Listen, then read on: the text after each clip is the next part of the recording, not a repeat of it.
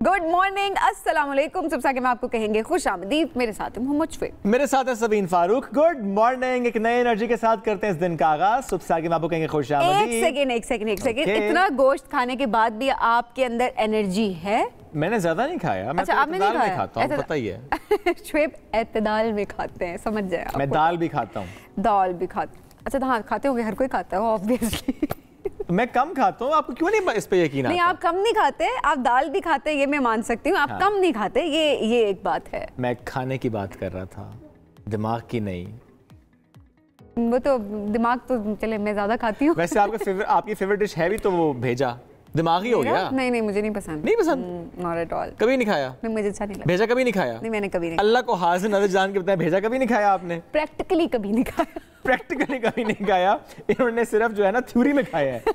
ये वाकई ऐसा? मैंने प्रैक्टिकली नहीं खाया कभी। वैसे तो बस कितना अब वो खाया चीज है? होती है जो वो तो देखे मेरा नाश्ता होता है। जब अच्छा। तक मैं आके सबका भेजा ना खा लूं सुबह सुबह आकर, तब तक तो आपको पता है ना मेरा पेट भरता है ना मेरा दिन गुजरता है। तो हर एक की नेचर होती है, लेकिन एक रौनक होती है जो आपको लगाए रखनी चाहिए। तो मेरा ख्याल है मैं वो रौनक लगाए रखती हूँ। वो ठीक है बात, लेकिन जो 3 दिन ईद पे आपने इतना ज्यादा खाया उसके बारे में क्या ख्याल है? ना मैंने नहीं। ये मेरे पे था ना, तो मैंने बहुत कम खाया। मैंने नहीं खाया। ना मैंने नहीं खाया। ये वैसे बनाया भी नहीं आपने? बनाने का तो मुझे कभी शौक ही नहीं रहा। आता भी नहीं है। क्यों बोलूं? लेकिन कभी रिस्क भी नहीं लिया किसी ने, घर वालों ने लिया ही नहीं। बस मैंने नहीं बनाना। मेरे घर वाले मुझे कहते कुछ बना के ले आओ तो मैं वो चीज ही खराब कर देती। ओ, ये राज था, ये नहीं बताना। कोई काम है जो आपने इस ईद पे किया? ये एक राज था जो मैंने क्या किया?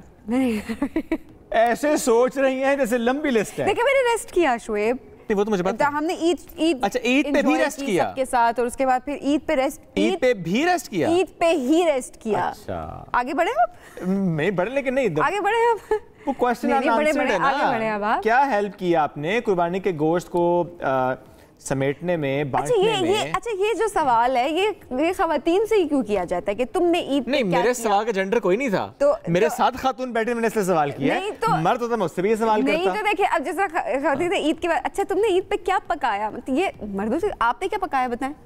आता नहीं है। अब ये सवाल है ना, खवातीन से क्यों पूछा जाता है? मर्दों से भी पूछना चाहिए सारे सवाल। हम बराबर हो गया ना, आपको भी नहीं आता। हर एक खवातीन, हम भी रेस्ट, हमें जो क्या कहते हैं उसको, हम रेस्टलेस हैं। रेस्ट करना है, रेस्ट की जरूरत होती है। एक तरह से इंसान हम इंसान हैं, हम भी काम करते हैं। और मेरा ख्याल है ईद पे तो ऐसा होना चाहिए, स्पेशली बड़ी ईद पर ऐसा होना चाहिए। मुझे पता है आप लोगों में मैक्सिमम लोगों ने ऐसा नहीं किया होगा, बट होना इसी तरीके से चाहिए कि आप लोगों को अपनी घर की खवातीन को ईद पर रेस्ट देना चाहिए, क्योंकि हमेशा वो आपको बना के खिला रही होती हैं और काम कर रही होती हैं। तो इट्स बेटर कि कुछ दिन उनको, ईद के 2-3 दिन आप उनको रेस्ट जरूर दें, उनको खाने बना के खिलाएं सब। लेकिन आपने नहीं किया, मुझे पता आपने नहीं किया, लेकिन मैं अगली ईद के लिए कह रही हूँ कि लेसन लेना थोड़ा सा। तब रेस्ट दें अगर आपको खुद बनाना आता है। अगर नहीं आता तो फिर मिन्नत तरला कर लें। नहीं, खुद खराब करने से बहुत बेहतर है कि मिन्नत तरला करने के बना दो। ये देखिए, ये आज के मेहमान से भी हम जरा ये बात जरूर पूछेंगे। इस वक्त जो हमारे साथ मौजूद है, कहेंगे खुद ही अपनी बातों में लगे मुझे साइड कराती है, जैसे आते जाते किधर बैठे, कॉर्नर पे बैठे, मुझे दीवार से लगा दिया है। एकदम मुझे महसूस हुआ कि वो तमकीन वाले कहते होते थे, इनका ताल्लुक किसी सियासी जमात से नहीं है, हर सियासी जमात से सवाल करते हैं और सवाल करने का हक रखते हैं।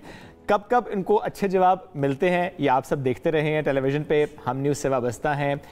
बहुत पुराना साथ है मेरा इनके साथ। जिस वक्त हम रिपोर्टिंग करते थे, 1 दहाई पुराना ये किस्सा है। समर अब्बास हमारे साथ मौजूद है। आप भी? अच्छा, बहुत ज्यादा पुराने हैं। अस्सलाम वालेकुम, गुड मॉर्निंग। वालेकुम सलाम। समर, ये क्या इंट्रोडक्शन करवाया? कह रहे कोई झूठ पुराने आप? 1 दहाई पुराना। 1 दहाई पुराना? हाँ बिल्कुल। 1 दहाई क्या एकदम गुजर जाती है। एकदम गुजर। अब कल की बात लगती है, बनी गाला, वहाँ की सड़कें, और वो ज़रा पीटीआई में कवर करते होते थे। अब तो खैर अरसा ही हो गया बनी गाला गए हुए। समर, ईद कैसे गुजरी? ईद बहुत ज़बरदस्त। ईद हमेशा घर वालों के साथ अपने इलाके में गुजरती है, मुजफ्फराबाद में, कश्मीर में। तो वो ईद का मौका ही एक होता है कि जिसमें आप सबसे मिलते हैं। चूँकि ज़ाहिर आप वर्किंग इन इस्लामाबाद, हर बंदे से मुलाकात आपकी नहीं हो सकती। फैमिली में क्लोज लोगों से तो आप मिल लेते हैं, लेकिन जब कोई शादी हो, ईद हो, तभी आप जाते हैं, जब तो आपकी हर किसी से। कुछ लोग तो ऐसे होते हैं मखसूस के जिनके साथ आपकी मुलाकात होती ही ईद टू ईद ही है। जो ईद पढ़ने आएंगे वहाँ आपकी मुलाकात। ज़्यादातर लोग ऐसे नहीं होते वैसे, मेजॉरिटी में कमी होती है, लेकिन बहुत सारे लोग जो अपने होम स्टेशन से बाहर काम कर रहे हैं, उनके लिए ऐसा ज़रा होता है मुश्किल। घर जाएंगे तो मुलाकात होगी। अच्छा, क्या खाया सबसे ज्यादा ईद पे? क्या पसंद है ईद पे? तो मुजफ्फराबाद में जो स्पेशल बनता हो। वैसे तो कश्मीर में जो कश्मीरी पकाते हैं ना, वो तो गोश्ताबा होता है। वो गोश्त को जो है ना, वो लकड़ी के साथ कूट के उसके कोफ्ते बनाते हैं, मीट बॉल्स। और ये कीमा नहीं होता बेसिकली, ये इसको जो है ना और तरीके से इसको बनाते हैं, वो लकड़ी से कूट कूट के ना। आपको आता है? मुझे नहीं आता। वो बेसिकली ये क्यूजीन है मकबूजा कश्मीर की, यहाँ की नहीं, आज़ाद कश्मीर की, ये वहाँ बनती यहाँ पर भी है। लेकिन वहाँ के जो लोग मुहाजिर बन के रेफ्यूजीज यहाँ पे आए थे, तो उन लोगों के घरों में आज भी वो डिश बनती है। अच्छा, बहुत अच्छी बनाते हैं। नहीं, पर एक है, कश्मीर तो एक है। हाँ बिल्कुल, लेकिन ये कल्चर थोड़ा सा डिफरेंट है आज़ाद कश्मीर का, और जो वैली है ना, मकबूजा वैली है, जो मकबूजा वैली का कल्चर बहुत डिफरेंट है। अच्छा, मैं क्योंकि रिलेट कर सकती हूँ, मैं भी क्योंकि कश्मीरी हूँ, तो हमारी तरफ की अगर बात की जाए, अब आप जरा चले जाए। मैं कश्मीरी बात कर रही हूँ, कश्मीरी के लोग प्यारे ही होते हैं। अब कश्मीरी में गुफ्तगू हो चुके हैं, तो आप जरा थोड़ी देर हमारे घर में या मेरे इर्द गिर्द हमारे इलाके की भी बात की जाए, मैंने नहीं देखा कि गोश्ताबा बना है कभी, या लोगों को बहुत ज्यादा इस डिश के बारे में पता भी है। तो आपकी बात बिल्कुल ठीक है कि जो मुहाजिर हैं और जो मखसूस कुछ इलाके वहां पर कश्मीरी इस डिश को बनाते हैं। बिल्कुल, देखें जो ख्वाजगान हैं, मसलन जो ख्वाजा फैमिली के लोग हैं मुजफ्फराबाद के अंदर ना, वो बेसिकली बिलोंग करते हैं मकबूजा वैली से। मकबूजा वैली के लोग हैं ना, वो ये बनाते हैं डिश। तो हमारे जो आज़ाद कश्मीर के लोग हैं, उनका कल्चर, उनके खाने पकाने तकरीबन चीज़ें जो है ना, वो वही हैं जो पूरे पाकिस्तान के अंदर है। तकरीबन वही है, कोई स्पेशलिटी नहीं है एक दो चीज़ों के अलावा। अच्छा, कश्मीरी कहानी होती है, ये भी सवाल होता है ना, पहनावे, कल्चर, जुबान, खाना पीना, हर चीज़ वही है। कश्मीरी फिरन आप लोग पहनते हैं, ऐसी बातें आ रही होती है। लेकिन जो है ना अपना मकबूजा कश्मीर वाले जो कश्मीरी है, जो वहाँ से वैली से जो लोग यहाँ आए माइग्रेट करके, जिसमें कुछ ख्वाजा फैमिली के लोग हैं, कुछ उसमें बट फैमिली के लोग हैं, तो वो लोग ना अपना वो कल्चर मेंटेन किए हुए हैं अभी भी। मुजफ्फराबाद के अंदर अभी भी हम देखते हैं कि कुछ लोग फेरन पहनते हैं। और फेरन तो वैसे आज़ाद कश्मीर के अंदर भी कल्चरली बड़ा पॉपुलर हो गया था ख़वातीन के अंदर, वहाँ मिलते हैं काफ़ी ज़्यादा शॉप्स वगैरह हैं, तो ख़वातीन बड़े शौक से पहनती है फेरन वगैरह भी। बाकी खाने जो है वो कल्चर तो किसी हद तक है, अभी वो जिंदा है, लेकिन शादियों वगैरह पे पकते हैं अक्सर।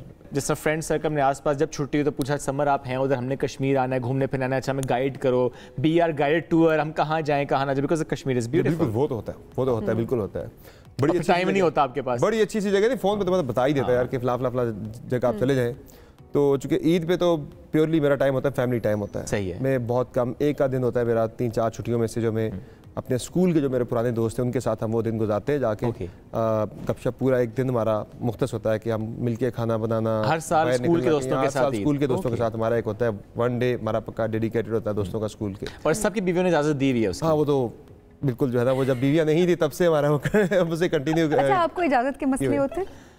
इजाजत का होता है, फैमिली टाइम की एक बात होती है कि फैमिली टाइम नहीं ना, बात नहीं है, पूरा साल आप जो है ना वो दोस्तों को सबको टाइम देते हैं। किसी दिन भाभी नाराज हुई हो कि आज आप ना जाएं दोस्तों के साथ? वो मैं वैसे बहुत कम जाता हूँ बाहर। अच्छा, जब जाऊँ तो कभी एतराज नहीं होता। अच्छा, मामला डिफरेंट है, इजाजत के मसले नहीं होते हैं। मसला कोई नहीं। अच्छा, वैसे आखिरी मर्तबा basically she understands my profession के, यार ये प्रोफेशन की नीड है इनकी, ही हैज टू एडजस्ट। बिल्कुल। कितने साल हो गए वैसे? तकरीबन कोई 7 साल हो गए। ओके, 7 साल मतलब वैसे एडजस्ट हो जाता है। हाँ, 7.5 साल हो गए। आपको याद नहीं है कि कितने साल हो गए शादी को? 7.5 साल हो गए। ओके, एडजस्ट हो जाता है बंदा, हो जाता है बिल्कुल। और फैमिली से की है शादी, तो इसलिए फिर वो ज़्यादा अंडरस्टैंडिंग वैसे भी काफ़ी ज़्यादा होती है। आखिरी मरतबा बेगम को कब कुछ बना के खिलाया? जो हम इंट्रो में आज बात कर रहे थे ना, पहली मरतबा और आखिरी मरतबा क्या बनाकर खिलाया? बिल्कुल, मैंने अभी recently she got wrist injury, इनकी रिस्ट फ्रैक्चर हो गई थी, तो उसमें मैंने काफ़ी हेल्प किया, नाश्ता बनाने में, ब्रेकफास्ट वगैरह में मैं हेल्प करता था बनाने में। तो वो मुझे बताती थी साथ खड़े होकर कि आप ऐसे कर लें, ये कर लें, वो कर लें, तो मैं बना लिया करता हूँ। जब कभी कोई ऐसा इशू हो तो मैं कभी भी आर महसूस नहीं करता जो है ना। ओके, अच्छा, दोनों शादी मैनेज हो जाती हैं आराम से? जी सर। दूसरी कौन सी? मैं जॉब की बात कर रहा था ना, शादी होती है ना, ये भी एक। मेरी 3 है बेसिकली। अच्छा।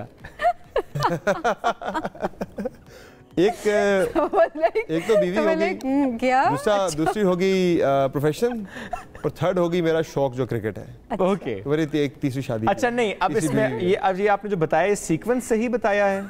क्रिकेट मेरी पहली ये मेरा ख्याल है आपने घर वापस जाना है ये सोच के। अच्छा, पहली शादी आपकी क्रिकेट से हुई, दूसरी शादी प्रोफेशन से हुई, ये तीसरी शादी है।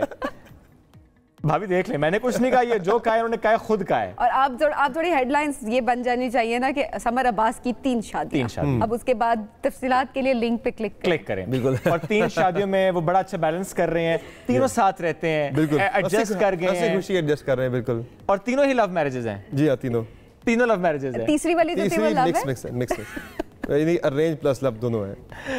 लोग कहते हैं लव प्लस अरेंज है, इन्होंने उल्टा किया है, अरेंज प्लस लव है। बिल्कुल, पहले अरेंज मोहब्बत हो मेरा ख्याल है फैमिली में ही होगी तो पसंद भी होगी और घर वालों को भी पसंद होगी। घर वालों को पहले पसंद आई थी, मुझे बाद में पसंद आई थी। ये अच्छा, ये उनकी तरफ से भी यही जवाब आता है उनकी कि घर वालों को समर पहले पसंद आया था, मुझे बाद में आया है। जी अब नहीं देखिए, ऐसे मेरा कभी उस तरफ ख्याल गया ही नहीं था। Okay, to be very honest, तो जब फैमिली ने वो आप पहले तो शादी में इतना मसरूफ थे, ऑप्शन बताया जब घर वालों ने, कहा ठीक है जी। नहीं पहले तो शादी में मसरूफ बहुत थे ना।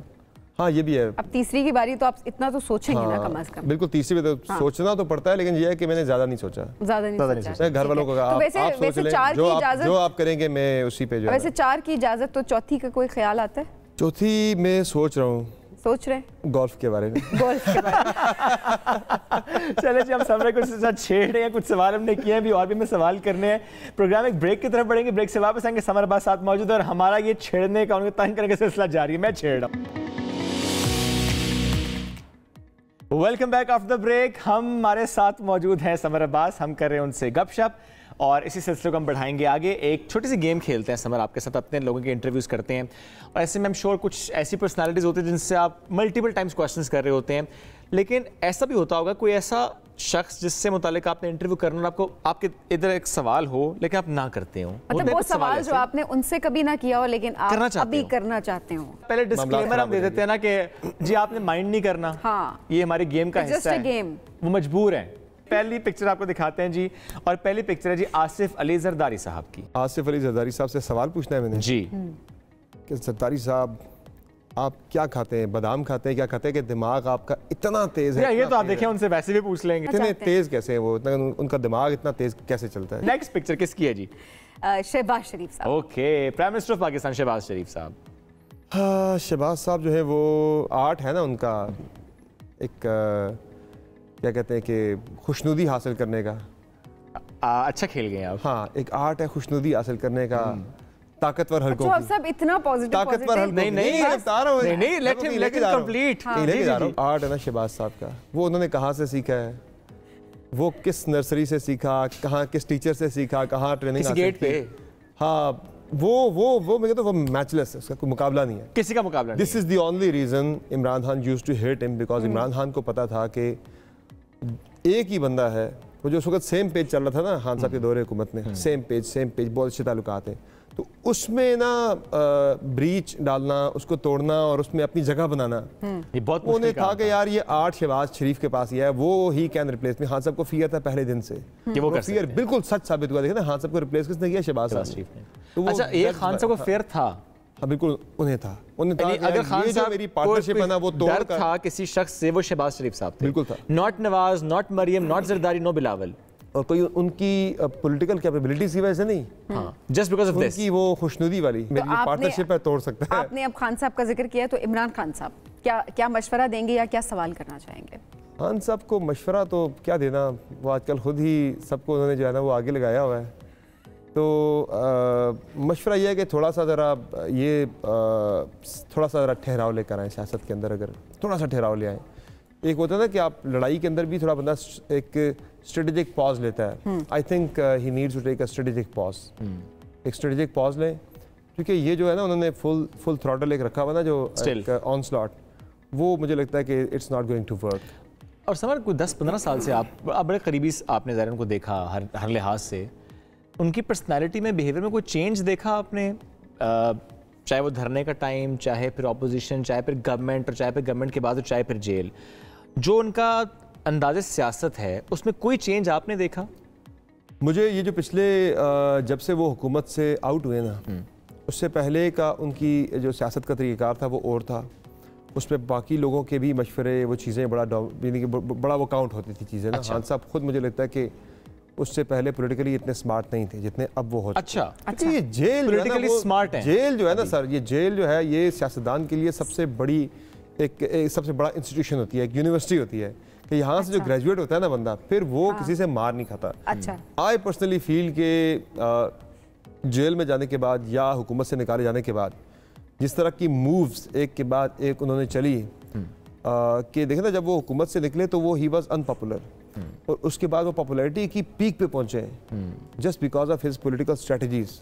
तो अब पहले तो लोग कहते थे ना वो जहांगीर तरीन मशवरे देता है, फलां मशवरे देता है, अब तो वो सारे लोग निकल चुके बाहर ना। अब तो प्योरली जितनी भी प्लानिंग है पाकिस्तान तहरीक साहब का थिंक टैंक जो है वो प्योरली खान साहब खुद ही नुकसान भी तो उठा रहे हैं। नुकसान तो उठाया है, लेकिन आप ये देखें ना, पॉपुलैरिटी को लेके आप देखें पूरे मुल्क के अंदर आज वो कहाँ खड़े हैं। और दूसरा हर जमात ने नुकसान उठाया है, पीटीआई ने अनोखा नुकसान नहीं उठाया। ऑब्वियसली आप हिस्ट्री में भी जाके देखें, पीपल्स पार्टी नुकसान ये मैं इसे नुकसान नहीं समझता एक लीडर के लिए। एक लीडर के लिए मैं इसे नुकसान कभी नहीं समझता कि हुकूमत उसके हाथ से चले, चैलेंजेस हुकूमत निकल जाए, हुकूमत में ना आना, मैं एक लीडर के लिए इसे नुकसान नहीं समझता। हाँ सही, लीडर के लिए नुकसान ये होता है कि लीडर की आवाम में पजीराई खत्म हो जाए। ठीक है, चलें, उनकी आवाम में पजीराई। ठीक है, आगे बढ़ते हैं जी। और चूंकि आपकी पहली मोहब्बत भी क्रिकेट है, तो मोहसिन नकवी साहब, इनके बारे में क्या राय रखते हैं आप? मोहसिन नकवी साहब वो आगे और छागे बड़े बड़े सियासतदान जो है वो बैठते मुंह तकते रह गए, बड़े बड़े सियासतदान मुंह तकते रह गए जनाब के मोहसिन नकवी साहब बाजी ले गए। नकवी साहब बाजी ले गए सबके ऊपर, आउट ऑफ नथिंग। मशवरा क्या देंगे क्रिकेट के लिहाज से? स्पेशली मशवरा ये दूंगा जनाब कि अपने एडवाइजर्स को तब्दील करें, अपने लेफ्ट राइट जो लोग हैं जिनसे आप मशवरे कर रहे हैं वो खुद कोई इतने अच्छे क्रिकेटर नहीं रहे। बाबर आजम क्या मशवरा देंगे या क्या सवाल है उनके लिए? बाबर आजम को ना थोड़ा सा ज़रा वापस ज़मीन पे पाँव रखने बड़े ज़रूरी हो गए, ज़मीन को ज़रा टच करना बड़ा ज़रूरी है, वो वापस ज़रा लैंड कर जाएँ तो अच्छा है उनके लिए। वो बहुत ज़रा 35-40 हज़ार फुट की बुलंदी पे इस वक्त फ्लाई कर रहे हैं, तो बाबर आजम को ना ज़रा वापस अपनी बुनियाद जो होती है ना वो उस पर ज़रा वापस आना बड़ा जरूरी है। बाबर और शाहीन की दोस्ती क्यों नहीं हो सकती? दोस्ती तो है, दोनों की नज़र आती है, लेकिन दिल में क्या है उनकी मुझे नहीं पता। मरियम नवाज साहिबा, मरियम नवाज साहिबा को मैं ये कहूँगा कि ऑप्टिक्स से ज़्यादा अगर वो अमली चीज़ों की तरफ ज़्यादा तवज्जो दें तो वो ज़्यादा बेहतर रहेगा, क्योंकि वहाँ मुझे ऑप्टिक्स बहुत ज़्यादा नज़र आते हैं वहाँ पे ना, हर चीज़ को लेकर हम ये कर रहे हैं, वो कर रहे हैं, ये कर दिया, वो कर दिया, इधर पहुंच गई, उधर पहुंच गई। लेकिन वो जो एक पता है ना टिकटॉक वाली जो उनके ऊपर वो जो एक लगा हुआ है टैग कि भाई वो ज़्यादा वो टिकटॉक्स के लिए कि टिकटॉक बन जाए, अच्छी वीडियो बन जाए, उन चीज़ों पे फोकस ज़्यादा। तो वो ऑप्टिक्स से ज़्यादा अगर वो इन चीज़ों को साइड पे रखे ना, अगर वो परफॉर्मेंस पे ज़्यादा तवज्जो देना, अगर परफॉर्मेंस अच्छी होगी ना तो ये चीज़ें सारी नहीं। तो समर वही बात कहते हैं कि आप तर्ज सियासत क्योंकि बदल रही है, तो इस दौर के लिहाज से आपको अपनी सियासत को भी तो बदलना है ना, तो आप वो फॉलो कर रही है तो अभी लोग अच्छा काम करेंगे, उसका टिकटॉक खुद ही बनेगा। आपको यहाँ पे सड़क बना देते हैं तो लोगों ने आके टिकटॉक उस पे खुद बनाना है। नहीं, वो यही कहते हैं ना, काम किया लेकिन दिखाया नहीं उस तरीके से, तो जाहिर लोगों को उस तरह से पता नहीं है, पजराई नहीं मिल सकी। आपका इंफॉर्मेशन डिपार्टमेंट है, वो करे तरीके से, लेकिन वो बहुत ज्यादा मुझे लगता है कि हाँ दिखावा जरा ज्यादा है वहाँ पे। समझ सबसे ज्यादा इंटरेस्टिंग इंटरव्यू किसका किया? इंटरेस्टिंग मेरे जो इंटरव्यूज़ 2-3 मेरे करियर के सबसे मज़ेदार थे, उसमें जिसका मुझे ज़्यादा मज़ा आया था वो तो इमरान खान का था। ओके। और जब मैं प्राइम टाइम पे आया था मैंने पहला इंटरव्यू उनके साथ किया था, वो मेरा सबसे मज़ेदार था। फिर बिलावल भुट्टो जरदारी का एक इंटरव्यू, काफ़ी मैंने किया उनके इंटरव्यू, लेकिन एक इंटरव्यू मैंने उनका किया था स्कर्दू में। ओके। वो बड़ा हिट गया था, और वो टाइम था जब वो PDM में से निकलने की बातें पीपल्स पार्टी की हो रही थी, वो बहुत ही मज़ेदार था, बहुत ज़बरदस्त इंटरव्यू था वो। फिर उसके अलावा मैंने एक इफ्तिखार चौधरी साहब का किया था। ओके। और उनको मैंने थोड़ा सा रगड़ा भी दे दिया था, तो मुझे बड़ा फीडबैक उसके ऊपर आया था, बहुत फीडबैक आया था कि उन्होंने कुछ फैसले इस तरह के कंट्रोवर्शियल किए थे बीइंग चीफ जस्टिस के, जिसने मुल्क को बड़ा नुकसान पहुंचाया था, तो उस पर मुझे बड़ी पजीराई मिली थी। तो वो एक मेरा बहुत ही ज़बरदस्त एक इंटरव्यू था। फिर मौलाना फजल रहमान का किया था मैंने, वो बड़ा वायरल हुआ था, बड़ी उस पर हमारी आपस में लड़ाई झगड़ा बहस मुबाहिसा बड़ा सख्त हुआ था, वो बहुत ज़बरदस्त हुआ था। ये फजल रहमान साहब का इंटरव्यू आपने घर जाके किया था? नहीं, वो मैंने कंटेनर पे किया था। कंटेनर पे किया था? मैंने सुना घर जाए तो वो खुद खाना बना के खिलाते हैं। जब धरना चल रहा था। ओके। घर भी मैंने उनके इंटरव्यू घर भी किया, डेरा इस्माइल खान जाके किया था। क्या खिलाया था? जी हाँ, मैंने सुना खुद भी खाने बड़े अच्छे खाने अच्छे। मैंने सुना खुद भी कुछ बनाते हैं। आपको नहीं, उन्होंने ट्राई किया? हलवा अच्छा, हलवा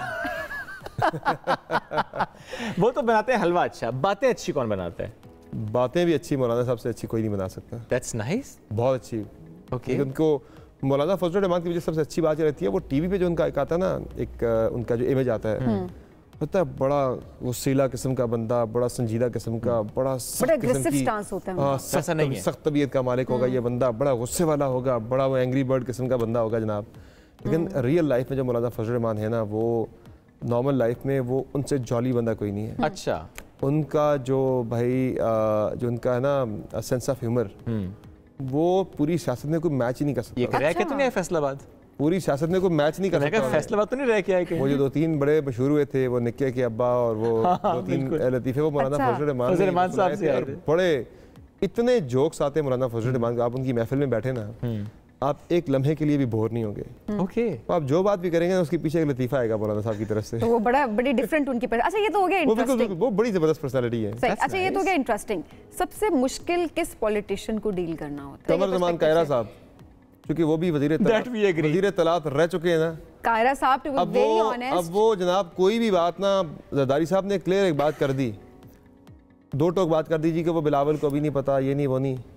उनसे पूछ ले, नहीं वो इस तरह नहीं, वो ये नहीं, वो ये कहना चाह रहे थे, ऐसे नहीं। आपको पता नहीं क्या मीडिया वालों को लगता है इसमें ये कि आप कहेंगे ना कि दोपहर के 12 बजे, बोलोगे नहीं यार रात के 12 बजे, आपको पता नहीं, आपको नहीं पता। आज सूरज जल्दी आ गया, मीडिया आप ना, आज सूरज गलती से रास्ता भटक के आ गया है, रात के 12 ही बज रहे हैं। कायरा साहब अपनी बात लास्ट टाइम से कायरा साहब को आपने गाड़ी के अलावा देखा तो कब देखा? हम तो उनसे पहले जब उन्हें लाइनअप करते कहते कायरा साहब गाड़ी में नहीं होना, गड्डी देना होना घर से ज्वाइन कीजिएगा। कर लेते ज्वाइन आप, क्योंकि नॉर्मली हम उन्हें देखते हैं वो गाड़ी में मिलते हैं, जीटी रोड चल रहे होते हैं।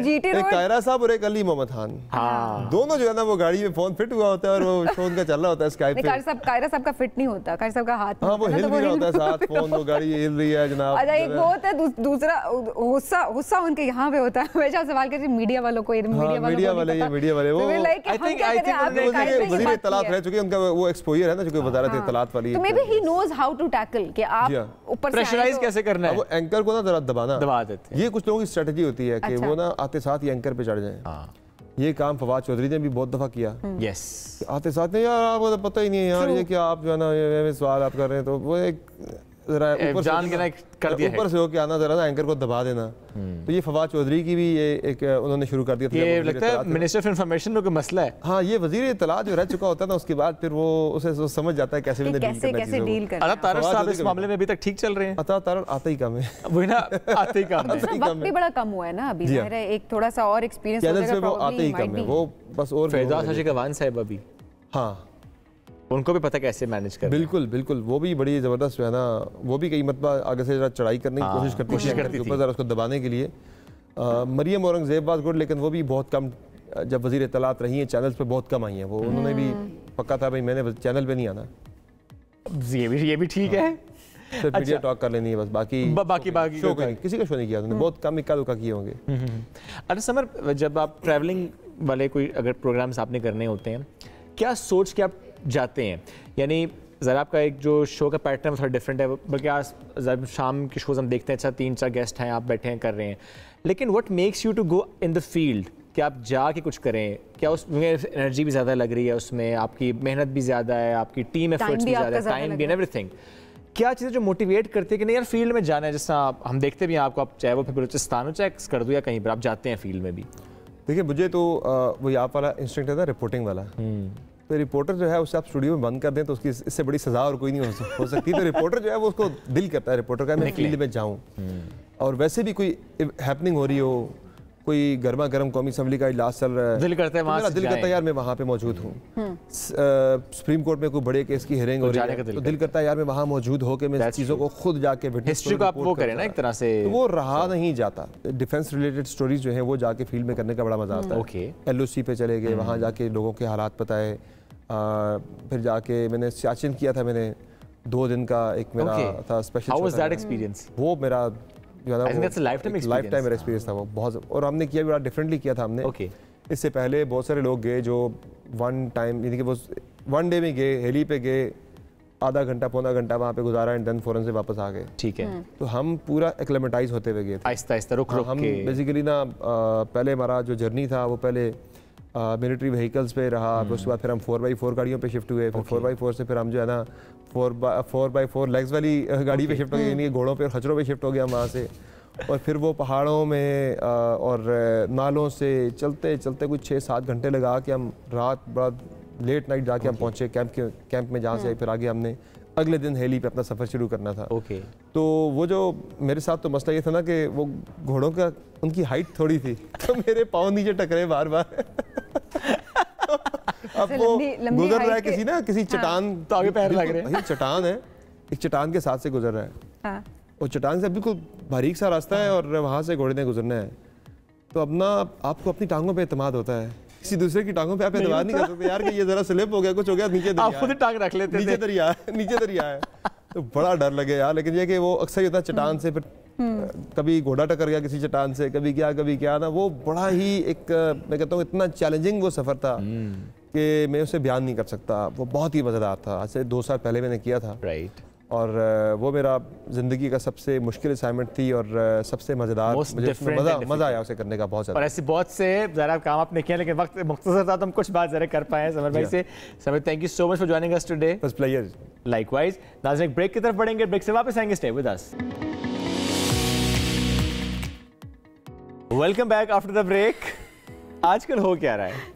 क्या हो रहा है? सुबह उठते हैं, पूछते हैं अम्मी से नाश्ते में क्या है? पराठे के साथ हो जाए जबरदस्त सी मटन कढ़ाई तो फिर क्या ही बात हो जाए। या निहारी, ये भी हो रहा है। निहारी, हाँ। अच्छा, फिर चले, आपने नाश्ता कर लिया हैवी सा, फिर रात की दावत, अबे दोपहर रहती है अभी, रात की दावत, मुझे नाश्ते से तो निकलने दे। रात की दावत के बचे हुए सीख कबाब हो जाए, वो बीफ में हो, मटन में हो, या फिर उसके अलावा क्या मजे के टिक्के हो जाएं, और फिर रात के बचे हुए नान हो और उस नान को आपने गीला करके घी लगा के आप उसके साथ खाएं तो फिर क्या ही बात हो जाए। बेशक ऐसे ही है। तो ये सुबह का मामला मुकम्मल हुआ तकरीबन। अब बात है कि तकरीबन आप लंच पे पहुंच गए हैं। फिर आपने किचन की तरफ चाह किया, क्या बन रहा है जी? पुलाव बन रहा है, बिरयानी बन रही है, कोरमा बन रहा है, क्या बात है। तो यहाँ भी साया जी क्या बात है। अच्छा, वो आपने खाया, ढेर सारा आपने खा लिया, उसके बाद आपने कहा अच्छा रात को थोड़ा सा पेट को रेस्ट देंगे। कॉल आती है बारबेक्यू पार्टी है, आप पहुंच जाते हैं वहाँ पे। अब वहाँ कौन हाथ रोक सकता है? ऐसे दोस्त सबके होने चाहिए कि आप सुबह भी गोश्त खाएं, दिन को भी गोश्त खाएं, रात को भी गोश्त खाएं। उसके बाद फिर किधर जाएं? हॉस्पिटल।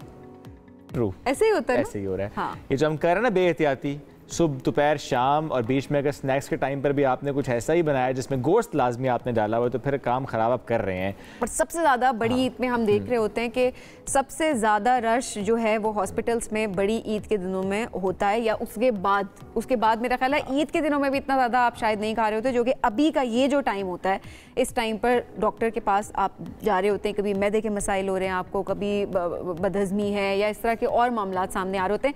स्पेशली हार्ट पेशेंट्स के लिए बहुत ज़्यादा खतरनाक होता है। अब ये बड़ा अहम मौजू है कि कौन कितना गोश्त खा सकता है। इसमें ज़ाहिर है कुछ बुजुर्ग भी आते हैं, इसमें यंग पॉपुलेशन भी आती है, इवन बच्चे, जब उनकी हम बात करते हैं, ख़वातीन का जिक्र करें तो उसमें ज़रूर हम बात करेंगे जो एक्सपेक्टिंग मदर्स भी हैं। कितना गोश्त आप इस्तेमाल कर सकते हैं जिससे आपकी सेहत को नुकसान नहीं होगा। और ज़ाहिर है 3-4 दिन से जो हमने बेहतियाती कर ली है, आगे हम ना करें, इस पर हमें बात करनी है। हमारे साथ डॉक्टर नौशीन मौजूद हैं। अस्सलाम वालेकुम जी, कैसी हैं आप? अस्सलाम वालेकुम, मैं बिल्कुल ठीक। आप डॉक्टर साहब, 2-3 किलो गोश्त दिन में ठीक होता है? बिल्कुल भी ठीक नहीं होता है। शोएब, क्या करने वाले हो? मैं अपनी बात नहीं कर रहा था, ये चाह रहे थे कि मैं अपनी बात नहीं कर रहा था, मैं तो आपको पता है कितना खाता हूँ, थोड़ा सा है ना, थोड़ा सा। तो वो लोग जो लोग ज्यादा खाते हैं उनकी अभी इशारा देख सकते हैं, थोड़ा सैलेड्स होते हैं, इसमें सैलेड्स होते हैं। तो बेसिकली हमारे कॉन्सेप्ट ये है कि हाई प्रोटीन डाइट पे अगर आप जा रहे हैं, देन आप जो मर्जी प्रोटीन का और जितना मर्जी आप खा सकें वो आप लेना शुरू कर देते हैं। इनिशियली तो बहुत अच्छा लगता है जब, लेकिन वो प्रोटीन आपके लिए बहुत नुकसानदेह है। सबसे पहले तो आपने देखना है कि प्रोटीन आप खा कहाँ से, क्या वो जानवरों से ले रहे हैं, चाहे क्या वो आप पौधों से ले रहे हैं। जानवरों से मेरी मुराद है बीफ है, मटन है, चिकन है, फिश है, अंडे हैं, या प्लांट्स के आपकी जो आगे यानी कि दालें, बीन्स वगैरह आ गई। पहले मैं बताऊं कि आपको प्रोटीन लेना कितना, इंटरनेट जो आपकी रिकमेंडेशन है, सपोज अगर आपका 80 किलो वजन है तो आप 0.8 ग्राम से, तुम्हारा नहीं है मुझे पता है, मैं तो बहुत परेशान हूं 80 का सुन के। नहीं, मैं सिर्फ एग्जांपल दे रही हूं just for the calculation for the audience, right. तो आपको जनरली 0.8 ग्राम से 1 ग्राम ऑफ प्रोटीन रिकमेंडेड होता है पर KG of the body weight. यानी कि अगर आप 80 किलो के हैं तो 80 ग्राम तक का प्रोटीन आप खा सकते हैं, लेकिन हम जनरली इसको कंसिडर नहीं करते। ये एक हेल्दी इंडिविजुअल के लिए है। अगर आप थोड़ा सा करते तो 1.2 तक भी हम ले जाते हैं, और मर्द औरत दोनों के लिए, मर्द औरत दोनों के लिए 80 ग्राम तो बहुत कम है। दैट इज द रिकमेंडेशन, ठीक है, मैं आपको बता रही हूँ। 80 ग्राम तो 100 ग्राम आपका ये पूरी हथेली बनती है, ठीक है। yes. हाँ, सो बेसिकली देखो ना, प्रोटीन्स का इनटेक मैं आपको बता रही हूँ। अब जब खुदा ना खास्ता अगर पेशेंट डायलिसिस पे है तो फिर हम उसको 1.2-1.6 ग्राम तक भी ले जाते हैं, और अगर पेशेंट जो है डायलिसिस पे नहीं है और उनका किडनीज प्रॉपर्ली फंक्शन नहीं करी तो हम 0.8 से पीछे रहते हैं। ये मैं आपको सिर्फ मेडिकल सारी टर्मिनोलॉजीज और मेडिकल जो स्टैंडर्ड्स है वो बता रही हूँ। हमारे क्या होता है कि प्रोटीन है तो बस जी सुबह 5 अंडे, तो दोपहर को 200 ग्राम चिकन, या रात को प्रोटीन ही ले रहे हैं। हम तो प्रोटीन ले रहे हैं। So what you are doing, आप इतना प्रोटीन ले रहे हैं, जब उसका ब्रेकडाउन होगा तो सबसे पहले आपकी बॉडी पे यूरिक एसिड लेवल्स हाई होने के चांसेस हैं। जब आप रेड मीट लेते हैं शोएब सब्जी, तो आप ये बात याद रखें कि उसके अंदर कोलेस्ट्रॉल, उसके अंदर ट्राइग्लिसराइड्स, ये सारी चीज़ें हाई होने के चांसेस होते हैं। और सिंस हम एक ऐसी अनफॉर्चुनेटली अब हमारी सोसाइटी है जिसमें हर चौथा बंदा डायबिटिक है, तो डायबिटिक अगर आप हैं तो आपको अपनी डाइट में बहुत ज़्यादा ख्याल रखना पड़ेगा, क्योंकि आपका ब्लड प्रेशर और ये सारी चीज़ें इससे हिट हो सकती है। सो आपने बीफ और रेड, जिसको हम रेड मीट कहते हैं, आपने बीफ और मटन बहुत ध्यान से लेना है।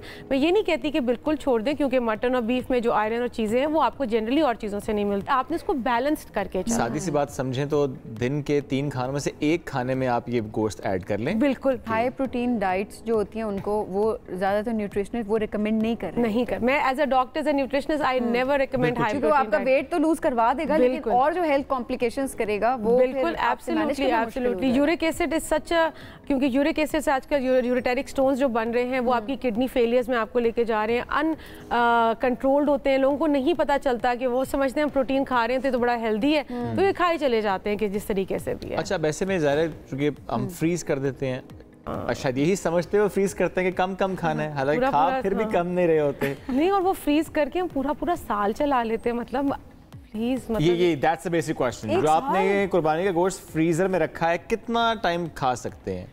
जनरली देखो, इसकी 2 स्टेटमेंट्स है। कुछ लोग कहते हैं कुछ नहीं होता, but as a doctor, as a professional, what I have see कि ऑफकोर्स जब एक फ्रोजन आइटम है तो उसकी सारी न्यूट्रिएंट वैल्यू चेंज हो जाती है, ठीक है।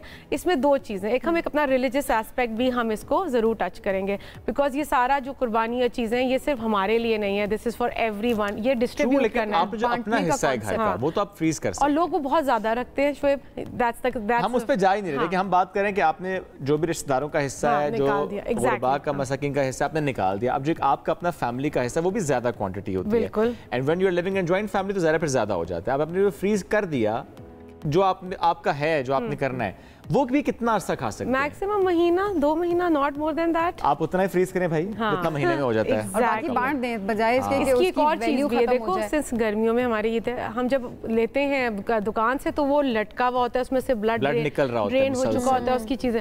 जो हमारे पास कुर्बानी का गोश्त होता है उसको इतना लटकने का टाइम ही नहीं मिलता, तो आप ना वो इतनी प्रॉपर्ली वॉश होकर फ्रीज होता है, तो there are lot of things जो कि फिर आपको आगे चल के डीप फ्रीजर में नीचे हमें नजर आता है खून जमा हुआ, क्योंकि वो बाद में निकलता रहता है। Absolutely, absolutely. अच्छा, अब डॉक्टर साहब ऐसे में बच्चों के पर्सपेक्टिव में जाऊंगी कि ज़रूर बताएं, क्योंकि यही होता है माओं का कि सीख कबाब बना दिए या बच्चों को टिक्के बना दिए, बच्चे किसी तरह बच्चे खा ले, क्योंकि बच्चे ज़्यादातर गोश्त जो है वो पसंद नहीं कर रहे। उनके लिए कितनी क्वांटिटी होनी चाहिए? अच्छा, बच्चों के क्योंकि उनकी ग्रोइंग एज होती है, सो वी एनकरेज कि आप बच्चों को इस तरह की प्रोटीन्स दें, जिसमें आपके पास बीफ है, मैं कीमा बड़ा इनकरेज करती हूँ उसको, सीख कबाब, चपली कबाब घर में बना लिया, नगेट्स आपने चिकन के बना लिया, this is recommended. So B S क्योंकि बच्चे ग्रो कर रहे हैं, we can actually give them until unless उनका कोई मेडिकल कंडीशन नहीं है, but again that should be homemade, that should be not like frozen या प्रोसेस फूड आइटम, उससे बचा के आपने लेके चलना है।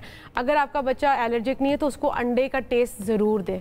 मेरे पास इतने बच्चे आते हैं जिन्होंने अंडा शुरू में नहीं खाया होता, उनको लेटर उस अंडे से उपकाई आना शुरू हो जाती है, वो उसको नहीं खा पाते, आदत नहीं रहती, क्योंकि आपने उसको डर के मारे अंडा नहीं दिया, या क्योंकि एज अ मदर मैं अंडा नहीं खाती और मुझे पकाना नहीं, क्योंकि मुझे अंडा पकाते हुए अंडे की स्मेल आती है। मेरी अम्मी का ये काफ़ी मसला हमेशा से रहा है कि वो ना अंडे की स्मेल से उनको नौजिया होता है। बिल्कुल होता है, बहुत से लोगों को होता है, तो उसकी वजह से क्या होता है कि वो ट्रिकल डाउन इफेक्ट है कि बच्चे भी अंडे से महरूम होना शुरू हो जाते हैं। अंडा, अब आपने देखा होगा पिछले 2-3 सालों में कितनी रिसर्चेज आई कि पूरा अंडा खाओ, हमने अंडे को बिल्कुल निकाल दिया था कि योग तो बिल्कुल ऐसा था जैसे कोई जालिम। अच्छा, वो चूंकि नई योग खाई वो आज डेवलप ही नहीं हुआ ना टेस्ट। अब वो मैं नहीं खा सकता और बच्चों को खिलाते हुए ना नेचुरली मैं योग को साइड पे कर देता हूँ। अब बच्चे उनकी आदत बन गई, हालांकि मैंने गलत किया, लेकिन I don't know how to change that habit actually. मैं नहीं खा सकता। That's a long life track. देखा जाए तो पिछले 10-12 साल में तुम्हारी हैबिट डेवलप हुई, उसके बाद तुम्हारे बच्चों, तो ये जो चीजें होती है ना, जो हम ट्रेंड्स को फॉलो करने शुरू कर देते हैं विदाउट द फैक्ट्स, वो आगे चल के हमें पता चलता है दैट्स नुकसानदेह है हमारे लिए। डॉक्टर साहब, हार्ट पेशेंट्स उनको कितना मीट जो है वो कंज्यूम करना चाहिए? बीफ के पर्सपेक्टिव से बताएगा और मटन के पर्सपेक्टिव। तो आई जनरली रिकमेंड दैट अगर आप रेड मीट लवर हैं और आपको बहुत शौक है, तो आप हफ्ते में 2 से 3 मरतबा रेड मीट दिन में 1 मरतबा ले सकते हैं, ठीक है, अंटिल अनलेस कोई मेडिकल कंडीशन नहीं है, अगेन द डिस्क्लेमर। और उसके साथ आप वाइट मीट जिसमें फिश है, चिकन है, उसको भी अपनी डाइट में ऐड करें। एंड सिर्फ हम हम गोश्त को क्यों प्रोटीन समझते हैं, हम दालों की प्रोटीन फैक्टर को क्यों भूल जाते हैं? दालें हैं, बीन्स हैं, ये सारी चीज़ें जो आपको अच्छा प्रोटीन दे सकती हैं, तो आप खाएं, इत्तेदाल में खाएं। अपना 6 महीने का रेगुलर वर्कअप ज़रूर कराएं ताकि आपको पता हो, क्योंकि होता ही है Sabeen, sometimes by word of mouth आप रेड मीट को बिल्कुल ओमिट कर दें। तो होता है ना, प्लेट आपने बनाई है, आप बारबेक्यू की बात करें या उस तरह से, अब प्लेट का बैलेंस होना भी कितना इंपॉर्टेंट है। ठीक है, मीट का पोर्शन आपने इतना ले लिया, अब वो मीट का पोर्शन ही तो आप सिर्फ नहीं खाएंगे ना, आपके स्टमक के लिए वो चीज़ डाइजेशन के लिए कितनी, तो अब वो एक प्लेट अपनी कैसे बैलेंस करें आप? सबीना, इतनी अच्छी बात की, जो न्यूट्रिशन का बेस है ना chef, that starts from my plate. Yes, my plate is everyone's plate, आपकी प्लेट, मेरी प्लेट। अब उस प्लेट में हम जो डालेंगे that's going to impact our health. उसमें हम एक डिवीजन कर देते हैं, एक प्रोग्राम करेंगे जिसमें हम पूरी माय प्लेट बना के दिखाएंगे कि आपने किस तरह रोटी, चावल, प्रोटीन का। आप घर में करेंगे ना? आप मेरे घर में जरूर जरूर। I am a good cook, Sabeen knows, है ना? मैंने कहा इसको मोहर लगा दो। डन हो गया जी, लॉक कर ले। तो उसमें दही भी आपने डाला, फ्रूट्स भी डाले, तो माय प्लेट जो है वो एक बड़ी मल्टी कल्चरल आप कह लें, और उसमें सारे मैक्रोन्यूट्रिएंट्स और माइक्रोन्यूट्रिएंट्स आ जाते हैं। अगर आप वो एक दफ़ा वो बनाना सीख लें तो मेरा ख्याल है कि आप बड़े आराम से अपनी डाइट भी मैनेज कर सकते हैं, हेल्दी ईटिंग प्रैक्टिसेस भी ला सकते हैं। आपकी इवन माय प्लेट जो है बच्चों के लंच बॉक्स में भी शिफ्ट हो जाती है। So that's a good way of doing it. अच्छा, हाँ। और ऐसे में जब आप फ्रोजन मीट आप निकालते हैं, उसमें कोई एहतियात है जो हमें करनी है उसको बनाने से पहले? जी, इसकी सबसे ज़्यादा जो एहतियात वो ज़रूरी है कि जब एक दफ़ा आपने गोश्त डिफ्रॉस्ट कर लिया, उसको दोबारा से फ्रीज नहीं करना आपने। That is going to impact the nutrient value of जो फ्रिज से निकाल दिया तो सुन लें, बस निकाल दिया, अब जो भी है बनाए बांटे आगे पीछे, वापस फ्रिज में मत रखो। फ्रीजर वाला, क्योंकि लोग क्या करते हैं, वो बड़े बड़े मीट लोफ्स होते हैं, उनको फ्रीज किया, फिर निकाला, उनको डिफ्रॉस्ट किया, आधा रखा, फिर दोबारा उसको कर दिया। सो वो बहुत नुकसानदेह आपकी सेहत के लिए। उसमें आई हैव हर्ड कि बैक्टीरियल ग्रोथ बहुत ज्यादा हो जाती है। एब्सोल्युटली हो जाती है। और दूसरी ये कि क्योंकि आपका फ्रीजर में भी आपका फ्रीजर बैक्टीरिया ट्रैवल कर सकता है। अच्छा, कुछ लोग ये भी करते हैं कि जैसे गोश्त को उबाल लिया, यखनी से उसकी निकाल ली और वो अब उसे फ्रीज किया उस गोश्त को, ताकि बाद में बनाना भी आसान रहे। क्या ये दुरुस्त तरीका है? सो गोश्त का अर्क आपने सारा निकाल लिया, ठीक है, उसकी जो न्यूट्रिएंट वैल्यू, किसी भी चीज को तुम बॉईल करोगे तो उसकी जो अर्क निकलेगा वो सूप में होगा। अब वो सूप आप यूज कर रहे हैं, कुछ लोग फेंक भी देते हैं क्योंकि लोग यूज करते हैं, कुछ को स्मेल का इशू होता है तो कहते हैं इसको फेंक दो, तो वो भी आपके लिए न्यूट्रिएंट वैल्यू उसकी कम कर दी। एब्सोल्युटली आपने कम कर दी। तो मेरा आप लोगों को खाएं सब कुछ, एंजॉय करें। अगर आपने पैकेट्स भी बनाए, लेट्स बी प्रैक्टिकल, अगर आप पैकेट्स भी बना रहे हैं, मेक स्मॉलर पैकेट्स, आप उसको थोड़ा सा उसकी ड्रेन होने दे ब्लड को जब आप कर रहे हैं, और अपने यूजेज के मुताबिक इस्तेमाल करें, फिर इंशाल्लाह अगले साल फिर ईद आ जाएगी, अपने वेट के हिसाब से भी। और अपने फॉलोअप जरूर रखें, आपको पता हो कि आपकी बॉडी में कौन सी चीज ज्यादा है, कौन सी चीज कम है, ताकि आप उसके जरिए। वैसे भी पता है सूट्स इतने महंगे हो गए हैं, अगर ज्यादा खा लेंगे हफ्ते बाद तो सूट पूरा ही नहीं आना। हाँ, देखा, लेकिन सूट आपका फिट रहना चाहिए। अपने गम इन्होंने रखे हैं। अच्छा, वैसे एक चीज और भी इसमें हमने पाए को मिस कर दी है। देखो, पाया is a delicacy. I do not से कि नहीं खाओ, जिन लोगों को खाना है खाएं, लेकिन वो वंस इन लाइक 6 महीनों में जरूर एंजॉय करें। मैंने बहुत सी फैमिलीज ऐसी देखी हैं जिनके रेगुलर खाने में बनते ही पाए हैं, एंड पाए is a high cholesterol diet, ठीक है। और आजकल से मैं बार बार कहती हूँ कि सिर्फ डायबिटीज बुढ़ापे की बीमारी नहीं रही, इस यंग एज बीमारी बन चुकी है। हाइपरटेंशन, इस्कीमिक हार्ट डिजीजेज, ये इस्कीमिक हार्ट डिजीज का मतलब है कि आपका दिल का आर्जा या ब्लड प्रेशर, वो भी यंग एज में आना शुरू हो गया है। And young patients walk into my clinic with the history के जी हम इतने अरसे से एंटी हाइपरटेंसिव ले रहे हैं, हम यूरिक एसिड के लिए दवा ले रहे हैं, हम कोलेस्ट्रॉल के लिए दवा ले रहे हैं। So I think we are going wrong somewhere. Doctor Naushin, thank you very much for joining us today. और ज़ाहिर है ये सारी बातें बहुत आम हैं, इनको फॉलो करना है आपने टू हैव गुड हेल्थ। एक ब्रेक की तरफ बढ़ना है, ब्रेक से वापस आएंगे, stay with us. Welcome back. यूँ तो दुनिया में बहुत सारे काम मुश्किल है, लेकिन एक मुश्किल काम होता है कुछ सवालों के जवाब। तो मेरा सबीन से भी सवाल है कि ऐसा कौन सा सवाल है जिससे सबीन बचती हैं? शादी कब करी हो? अभी तक शादी क्यों नहीं की? शादी अच्छा, कर लेनी how चाहिए do you अभी respond तक। to these questions? I mean, पहले तो मैं जस्टिफाई करती थी कि अच्छा नहीं अभी तो मैं ये कर रही हूँ इसलिए नहीं कर रही। अब जो है वो मैं अवॉइड करती हूँ या थोड़ी बहुत तल्ख कलामी इस बात पे हो जाती है क्योंकि आप इरिटेट हो जाए, आप फ्रस्ट्रेट होना शुरू हो जाते हैं कि ये एक पर्सनल क्वेश्चन है, आप ये पर्सनल क्वेश्चन क्यों कर रहे हैं किसी से? मतलब जब शादी करनी होगी जिसको बुलाना होगा उसको बुला लेंगे, दावतनामा पहुंच जाएगा उन तक और हर एक की मर्जी है। मैं अब ये भी नहीं कह सकता कि आपके मामे चाचे लगे हैं, क्योंकि मामे चाचे भी कर लेते हैं सवाल। अच्छा, बहुत सारे रिश्तेदारों में सबसे ज्यादा ये चीज होती है शोएब, आप किसी और की शादी पे जाते हैं और उम्र में अगर वो आपसे छोटी या छोटा है तो अगला सवाल आपसे हो रहा होता है कि वो देखो वो तो तुमसे छोटी है, उसकी शादी हो गई, तुमने अभी तक शादी क्यों नहीं, तुम्हारी तो उम्र निकली जा रही है। अच्छा मैं अगर अपने पर्सपेक्टिव से कहूँ तो ये शादी वाला प्रेशर शायद लड़कों को इतना फील नहीं करना पड़ता, लड़कियों का बहुत ज्यादा होता है। लड़कियों का बहुत ज्यादा होता है, लेकिन एक और प्रेशर जो कि मुझे फील होता है कि वो किसी भी आप गैदरिंग में हो तो सवाल होता है आपकी सैलरी कितनी है। I mean that's a personal question, बस हम कहते हैं शुक्र अल्हम्दुलिल्लाह। और इसके अलावा एक और शादीशुदा जो लोग होते हैं, बच्चों से मुतालिक बहुत सवाल हो रहे होते हैं। अच्छा अभी आपकी अगर शादी हुई है, कुछ महीने गुजरे हैं या इवन वो तो घर के अंदर भी नहीं कोई जान छोड़ता वैसे। ट्रू। अच्छा आपने प्लान भी किया अगर अपने उस सारे प्रोसेस को, तब भी वो पूछते ज़रूर हैं, जो वो फर्ज समझ के पूछते हैं। अच्छा यू हैव अ किड, तो अगला सवाल दूसरा कब आ रहा है? अच्छा पूछने के बड़े तरीके, मुनफरिद तरीके होते हैं। अकेला हो गया ये तो आप, या अकेली हो गई है, जैसे भाई कब आ रहा है, अच्छा बहन कब आ रही है। अच्छा भाई बहन साथ हो तो ज्यादा अच्छा होता है। बात दो पे भी नहीं रुकती है। हमारे देखो 4-4 5-5 थे, भाई ठीक है थे, आपकी मर्जी, चॉइस, पर्सनल चॉइस है, आपकी मर्जी। पॉपुलेशन एक्सप्लोइट एक इशू है ना, वो तो ज़ाहिर है, इसलिए भी आप अंडरस्टैंडिंग होनी चाहिए इसकी। अच्छा ये जो सवाल है, बच्चे भी कुछ सवालों से घबरा रहे होते हैं, जैसे कि अभी रिसेंटली उनके रिजल्ट्स आए तो अगर किसी का कोई ग्रेड अच्छा नहीं आया तो बच्चे भी थोड़ा सा परेशान होते हैं, कजन्स में या गैदरिंग में अच्छा पूछा जाएगा, फलाने के तो इतने नंबर आ गए, तुम्हारे इतने नंबर क्यों नहीं आए, अच्छा तुम्हारा रिजल्ट आया, अच्छा तुम्हारी पढ़ाई में, तुम्हारे टेस्ट में कितने मार्क्स आए। तो शोएब ऐसे बेशुमार क्वेश्चन है जो कि किए जा रहे होते हैं। और जाहिर है इससे पहले भी हमने देखा था कि कुछ ऐसे लोग स्टेटस भी अपलोड कर रहे थे कि फलाने ने मुझे बताया कि अच्छा ये मतलब ऐसे मल्टीपल ऐसे क्वेश्चंस होते हैं जो कि honestly they are very personal, और उन पर्सनल क्वेश्चंस को कैसे अवॉइड किया जाता है। Sometimes they are insensitive. तो आप मैं जरूर कॉल करें और बताएंगे अगर ऐसा कोई सवाल आपसे पूछा गया, आपने रिस्पॉन्ड क्या किया।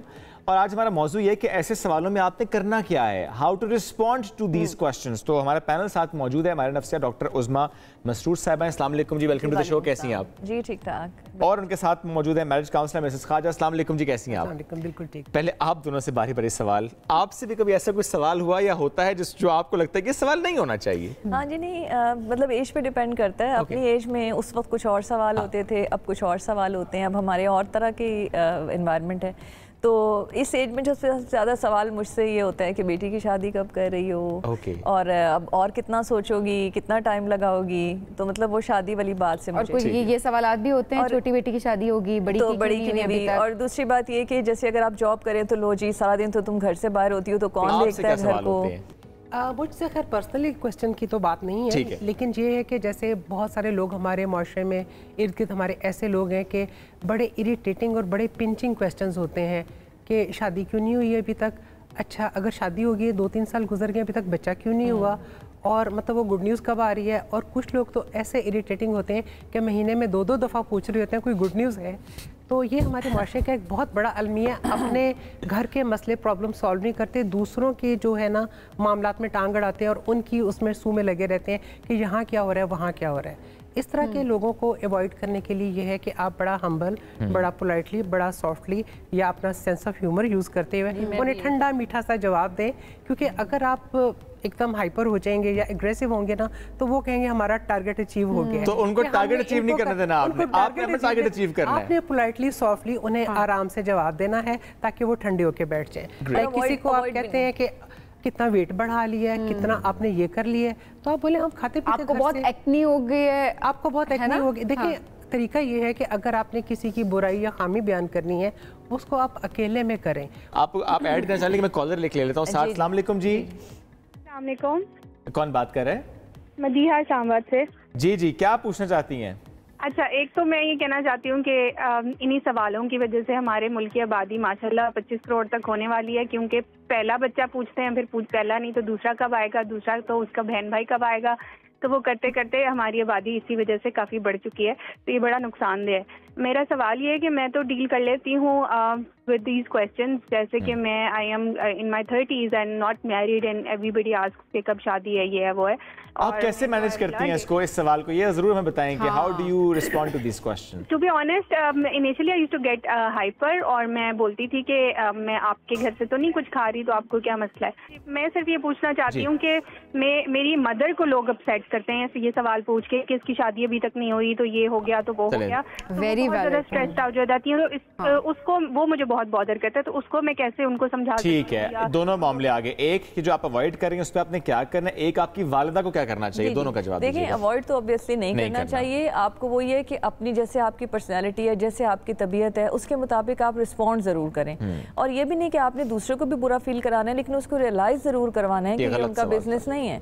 आप उन्हें तरीके से हम्बली कह सकते हैं कि हाँ ठीक है, देख रहे हैं, अब ज़ाहिर जब टाइम आएगा तो हो जाएगी, हमारे अपने प्लान्स हैं, कुछ भी ऐसी चीज जो आप आपका मामला नहीं है। आप जो बता रही है ना स्टेटमेंट, इससे तो और 2-3 और साल ज्यादा और निकलना शुरू और ज्यादा कहते हैं जब होगी आपको बता देंगे, अभी हमारी प्रायोरिटी में नहीं है, जब होगी आपको बता देंगे। अब वही बात है ना कि जैसे आप एक आगे जा रहे हैं, लोग आपकी लेग पुलिंग करते हैं, आप पे पत्थर फेंकते हैं, तो आप लोगों की बातों में आके अपना गोल, अपना टारगेट ना छोड़ें। जो बोलते हैं लोग, बोलते हैं उन्हें आप। एक और कॉलर है, जरा उनसे भी बात करते हैं। अस्सलाम वालेकुम सबीना, कैसी हैं आप, क्या कहना चाहेंगी? समीना, आप कैसे हैं? अल्हम्दुलिल्लाह। समीना, आपसे क्या पूछते हैं? मुझसे ये था कि मेरी शादी हुई तो उसके बाद मेरी औलाद 5 इयर्स बाद हुई थी, तो बस लोगों के यही सवालात, कब बेबी होगा, कब होगा, हालांकि ये it's not in our hands. बेशक ऐसे ही अल्लाह ताला के काम है। तो वो 5 साल, इसका मतलब बहुत आपके लिए तकलीफ दे रहे इन सवालों की वजह से। बहुत, it's very hard. I am sure कि आपने बहुत सी गैदरिंग में जाना छोड़ दिया होगा, शादियों में जाना छोड़ दिया होगा। यही होता है कि लोग बड़े हम खुश जा रहे होते हैं कि फैमिली फंक्शन सबसे मिलेंगे, लेकिन लोगों के सवालात हमें इतना ज्यादा अपसेट कर देते हैं कि हम नेक्स्ट टाइम सोचते हैं कि हम जाएं ना। और देखिए इसी तरह से आइसोलेशन की तरफ आप जाना शुरू कर देते हैं। ये अच्छा, अब थोड़ा मैं हेड ऑन करूंगी, लाइक जैसे किसी की चले शादी नहीं हो रही, कब हो रही है, वो क्वेश्चन तो हुआ। खुदा ना खास्ता, अल्लाह ना करे, किसी बच्ची या बच्चे का ब्रेकअप हो जाता है, उसकी शादी ख़त्म हो जाती है, टूट जाती है, उससे लोग इतना नेगेटिव लेते हैं, उससे क्वेश्चंस कर करके उनके घर वाले और बच्चे जो है ना लोगों से मिलना छोड़ देते हैं, डिप्रेशन में चले जाते हैं, आइसोलेशन में लोगों की कॉल सुनना, गैदरिंग्स में जाना बिल्कुल बंद कर देते हैं। लेकिन यही बात अगर बाहर होती है, बाहर के ममालिक में लोग एक दूसरे को इस तरह की कोई बात ना पूछते हैं, ना किसी को एम्बेरस करवाते हैं। यहाँ पे इतने एम्बेरसिंग किस्म के क्वेश्चंस करते हैं कि लोग, पूरी फैमिली जो है ना बिल्कुल चली जाती है डिप्रेशन में, सकते में चली जाती है कि लोगों को क्या जवाब देंगे। हर बात में ये होता है कि हमने लोगों को जवाब देना है। शादियों पे अन्य खर्चा करेंगे जी, लोगों को दिखाना है, लोग क्या कहेंगे कि इन्होंने बच्चों की कमाइयाँ खाते रहे हैं, बच्चों की वो इतना अच्छा अर्न कर रहे हैं, इन्होंने शादियाँ कैसे की हैं। एक और कॉलर है, सदफ है लाहौर से। अस्सलाम वालेकुम जी। वालेकुम अस्सलाम। सदफ, आपसे क्या ऐसा सवाल होता है जो कि आपको बहुत तंग करता है? एक्चुअली मेरी एज जो है 30 से अबव है। Okay. जो भी मेरी रिलेटिव्स आते हैं या स्पेशल जो ख़वातीन हमारे घर पे आती हैं, तो अक्सर यही कहती हैं कि भाई आपकी बेटी तो 30 साल से ऊपर हो गई है, ये तो अब इसकी शादी नहीं हो सकती, इसके लिए कोई अच्छा रिश्ता नहीं मिलेगा। क्योंकि मैं एक इंडिपेंडेंट वूमेन हूँ, तो वो ये समझते हैं कि पता नहीं मैं कैरियर पे अपने फोकस कर रही हूँ, मैं शादी नहीं करना चाहती या कोई बेहतर रिश्ते की तलाश। इस तरह की बातें जब होती हैं और फिर आपको पता है फैमिली प्रेशर भी होता है, उसकी वजह से जो है वो काफ़ी मेरी अब मुझे लगता है कि बस जैसे शादी नहीं होगी तो मेरे को मसले मसाइल हल ही नहीं होंगे। अच्छा, हमने यही बना दिया ऑब्वियसली कि शादी, अगर शादी है सबसे बड़ी चीज़, उसके अलावा और कोई चीज़ नहीं है। और फॉर दैट मैटर आप अगर प्रोफेशनल अपने करियर की वजह से भी शादी नहीं करना चाह रही तो इट्स योर चॉइस, अदरवाइज भी। और वही मेरा वर्क प्लेस पे भी सवाल पूछा जाता है कि भाई आप क्या वजह है, आप किसी को आप क्या जवाब देती हैं? मतलब वो लोग मुझे कहते हैं क्या आप किसी को पसंद करती थी या आपकी नहीं हो रही, या कोई क्या वजह है आप किस तरह। अच्छा, ये जो स्पेस होती है सदफ के, हमने एक स्पेस शायद दे दी होती है अपने कोलीग्स को भी कि वो ऐसा सवाल करें, स्पेशली ये जो सवाल आपने कहा ना कि आप किसी को पसंद करती हैं। आई डोंट थिंक सो कि आप ये इतना रैंडमली किसी से पूछ सकते हैं सवाल, अनलेस आपकी थोड़ी सी फ्रैंकनेस हो। बिल्कुल, तो वो कुछ कहते हैं कि नहीं आप शायद मोटापे की वजह से, क्योंकि मैंने इतने डिप्रेशन मुझे इतना हुआ कि मैंने वेट गेन कर लिया, वो कहते हैं मोटापे की वजह से नहीं हो रहा या कोई और मसला है या सवाल करने वालों का कोई नुकसान नहीं हुआ। देखें जो नुकसान हुआ वो आपका हुआ, आपकी हेल्थ मुतासिर हुई, तो इनको गाइड करें पहले आप से करती तो वो शायद उनको लगता है कि पता नहीं ये कोई और ही मसले मसाइल हैं जिसकी वजह से मेरी जिंदगी जो है वो सेहत बड़ी डिस्टर्ब रहती है। चलें उस्मा साहब आपको रिस्पॉन्ड करते हैं। मैं बिल्कुल एक ये एडवाइस करूंगी सदफ को कि देखें अपने आप में मुतमईन रहें, क्योंकि देखें ये एक सोशल रोल है या हमारी सोसाइटी का या हमारे रिलीजन का एक पार्ट है कि ठीक है आपने करनी है शादी, लेकिन हर इंसान की अपनी तो बेस्ट कोशिश होती है कि जो भी टाइम पे काम हो जाए वो ठीक है। लेकिन ऑब्वियसली अगर कुछ नहीं हो रहा तो अपने आप में मुतमईन रहना चाहिए कि ज़ाहिर है आपके और गोल्स भी होंगे अचीव करने के लिए। आपकी अपनी टाइप ऑफ पर्सनैलिटी है, आप उसमें खुश रहें, मुतमईन रहें, आपको पता है कि क्या चल रहा है। अगर आप उनकी बातों में आके अपने आप को अपसेट करेंगे, उन्होंने तो इसी तरह कहना है। अगर आप ज्यादा पतली हो जाएंगी तो फिर वो कहेंगे कि लो जी तुम्हारा वजन ही नहीं है, तुमसे कौन शादी करेगा। मोटे हो जाएंगे तो आपको कहा जाएगा तुम तो बहुत मोटे हो और ये है, और जॉब नहीं करेंगे तो कहेंगे ज़ाहिर जॉब जो नहीं करी आजकल। अच्छा, अब डिस्कशन को अगर हम आगे बढ़ाएं, ज़ाहिर है खवातीन के पर्सपेक्टिव से जो मेरे से भी सवाल शुएब ने किया तो मेरा भी यही जवाब था कि मुझसे ये सवाल किए जाते हैं और खवातीन की कॉल्स भी उसी पर्सपेक्टिव से आ रही हैं। मर्दों से क्या क्वेश्चंस किए जाते हैं? सैलरी वाला सवाल जो है ना बहुत ज्यादा किया जाता है। कमाते हो, पहली बात तो कमाते हो, नौकरी कैसी है? सिर्फ यहाँ तक बात नहीं रुकती ना, एक तो बड़ा कॉमन है। अच्छा, बहुत आपके जो फैमिली वाले होते हैं वो भी पूछते हैं। In my point of view नहीं पूछना चाहिए आपसे। कितनी तनख्वाह है? हाँ, अम्मी अब्बू के अलावा कोई ना पूछे। अच्छा, वो फिगर एग्जैक्ट फिगर मांग रहे होते हैं ना, कितनी तनख्वाह है? बात याद नहीं रोकते ना। हाँ। करते क्या हो इसका? अच्छा, और अगला सवाल भी है। ना ना ना ना रुक से, बचाते क्या हो? बीवी को खर्चा कितना देते हो? What is this question? Personal, बहुत ही पर्सनल है। Exactly. आप बच्चों के, आप बीवी के कपड़ों में कितने पैसे लगाते हैं एक महीने में? अच्छा, I mean, what? ये लोगों को जो क्वेश्चंस करके लोगों को डिस्टर्ब करते हैं, मेरी सब उन लोगों से रिक्वेस्ट है आप अपने टारगेट और गोल को अचीव करते जाएं, कान बंद कर ले, किसी की कोई बात ना सुने। मैं पता क्या करता हूँ, मैं कहता हूँ सारे लगा देता हूँ, बीवी जो कहती है वही करता हूँ। मैं तो जोरू का गुलाम हूँ, जो सुनना चाहते हैं सुना दे। नहीं, जो मैं वो कहता हूँ जो वो नहीं सुनना चाहते। अब देखिए औकाब की मिसाल है, वो ऊपर ऊंचाई पे जा रहे कौवा उसको बैठ जाता है उसके ऊपर, उसको तंग करने के लिए, उसकी परवाज रोकने के लिए, लेकिन वो अक्लमंद चलता रहता है। ऐसी जगह पे जाता है जहाँ ऑक्सीजन कम हो जाती है और वो गिर जाता है। वो उसने सक्सेस अपनी अचीव कर ली, वो अपना गोल अचीव कर गया। हिरनी शेर से ज़्यादा तेज चलती है लेकिन वो हार जाती है क्योंकि वो मुड़ मुड़ के पीछे देखती है कि शेर पीछे कितना फासला रह गया है और वो शिकार हो जाती है। हमारे बच्चे फैमिली से हम कहते हैं दूर हो गए, वो क्यों फैमिली से दूर हो गए? वो क्यों शादियों में नहीं जाते, गैदरिंग में नहीं जाते? बच्चों से सिर्फ एक सवाल किया जाता है, वो देखो फलाने के नंबर कितने थे, तुम्हारे नंबर कितने हो गए, तुम्हारे रिजल्ट कब आ रहा है, तुम्हारे इतने कम मार्क्स क्यों आए? कैसे डील करें? आई थिंक ये वो कॉन्फिडेंस है जो घर वाले ही दे सकते हैं या पेरेंट्स दे सकते हैं या बड़े बहन भाई दे सकते हैं बच्चों को, ये कॉन्फिडेंस कि भाई तुम जो कर रहे हो बेस्ट कर रहे हो, तुम अपनी कोशिश की। ये बहुत इंपॉर्टेंट पॉइंट है, अगर पेरेंट्स ने कॉन्फिडेंस दिया हो तो बच्चे नहीं घबराते। हाँ जी, ये सबसे अगर ये सवाल पेरेंट्स ने किया हुआ है, ये टैग पेरेंट्स ने किया हुआ है या सिबलिंग्स ने किया हुआ है तो फिर बहुत मुश्किल। इसमें एक चीज़ और मैं ऐड करूंगी, लाइक किसी कोई बच्चे जैसे ओवरवेट होते हैं या किसी का कलर टैन होता है या कोई ऐसी मतलब उनकी पर्सनैलिटी में कमी है, तो पेरेंट्स का काम है किसी दूसरे बंदे को इजाज़त ना दें और उनका हक ना हो कि आपके बच्चे के बारे में बात करें कि आपकी बच्ची हैवी है, आपकी बच्ची का तो कलर टैन है, आपकी बच्ची तो टॉल है बहुत ज़्यादा या आपकी बच्ची का शॉर्ट हाइट है। बिल्कुल आप किसी को कोई बात करें, ऐसी बात पे आप उन्हें शट अप कॉल दें। ये पेरेंट्स की जिम्मेदारी है। अगर बच्चे बड़े हो गए तो फिर ज़रा आपने उनको सिखाना है। प्लीज मिल के बुराई ना करें, क्योंकि अक्सर हम देख रहे होते हैं पेरेंट्स भी मिल जाते हैं, ये देखो जी मैं तो खुद समझाते रहता हूँ कि ये ऐसे ना करें। आप खुद समझाएं, खुद उस पे काम करें। लोग आपको अगर आपकी कोई वीकनेस बताते हैं, थोड़ी बहुत होती सही है, make your weakness your strength. अपनी वीकनेस पे चुपचाप करके काम करें, उसे स्ट्रेंथ बनाएं। ये बड़ा है और ये खुद भी सीखना है और अपने आसपास जो आपके बड़े प्यारे रिश्ते हैं उनको सिखाना है कि how to respond to these questions.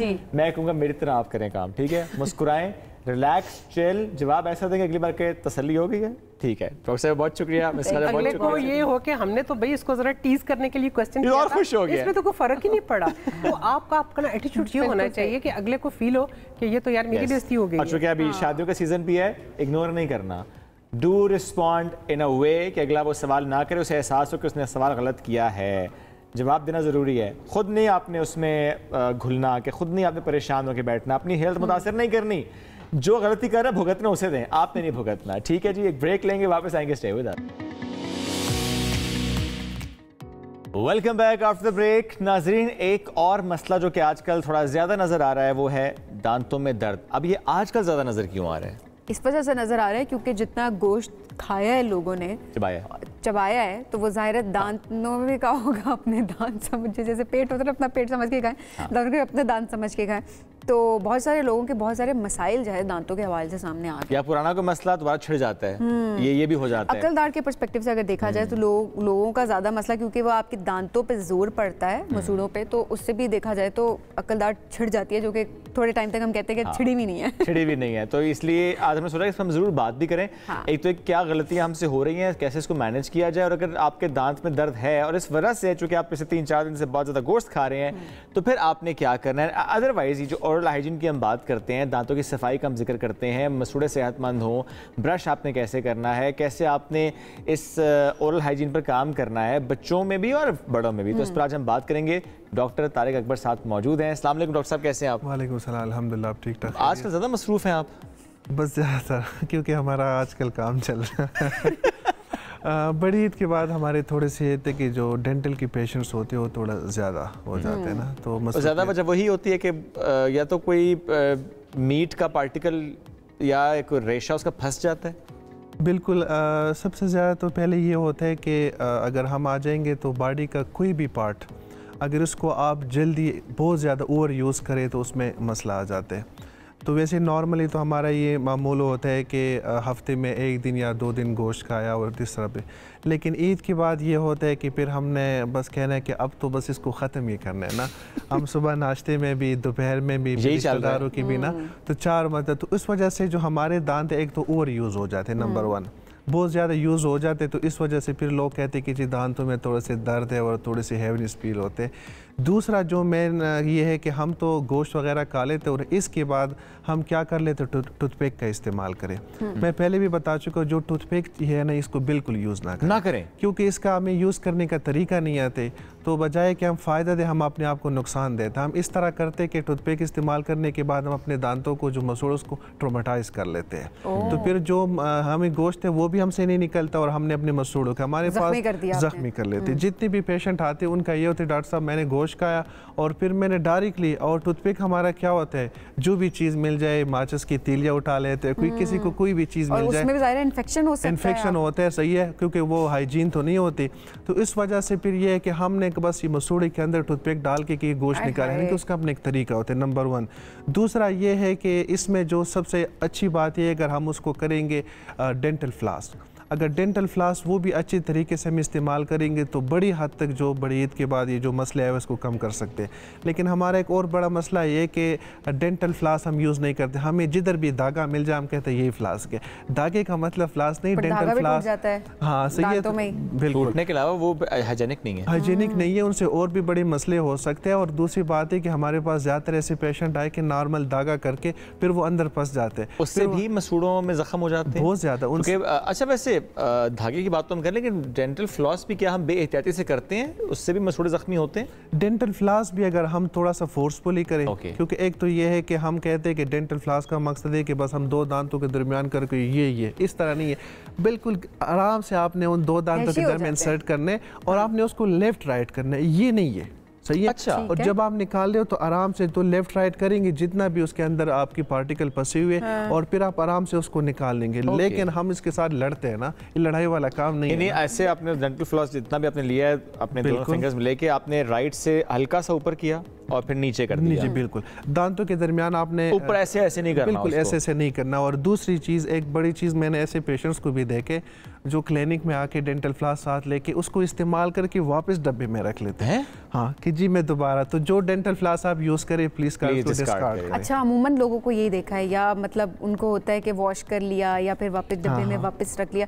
एक वो 1 टाइम यूज है, वन टाइम यूज है आपके पास है, वो तो 1 टाइम यूज है, आप ले लेते हो, आपके 3-4 महीने हो जाते हैं, लेकिन आराम से। लेकिन मैंने ऐसे लोगों को देखा हुआ है जो यूज करके वापस डब्बे में रखते हैं कि इसको शाम को इस्तेमाल करेंगे। प्लीज डोंट डू दैट, ये तो आप और काम खराब कर रहे हैं। मैं परेशान इस बात पे होती हूँ कि कैसे कर लेते हैं, मतलब सोच के जिस चीज से आपको कराहत आ रही होती है कि आप मुंह के अंदर किस चीज का इस्तेमाल करें, तो you should be very careful.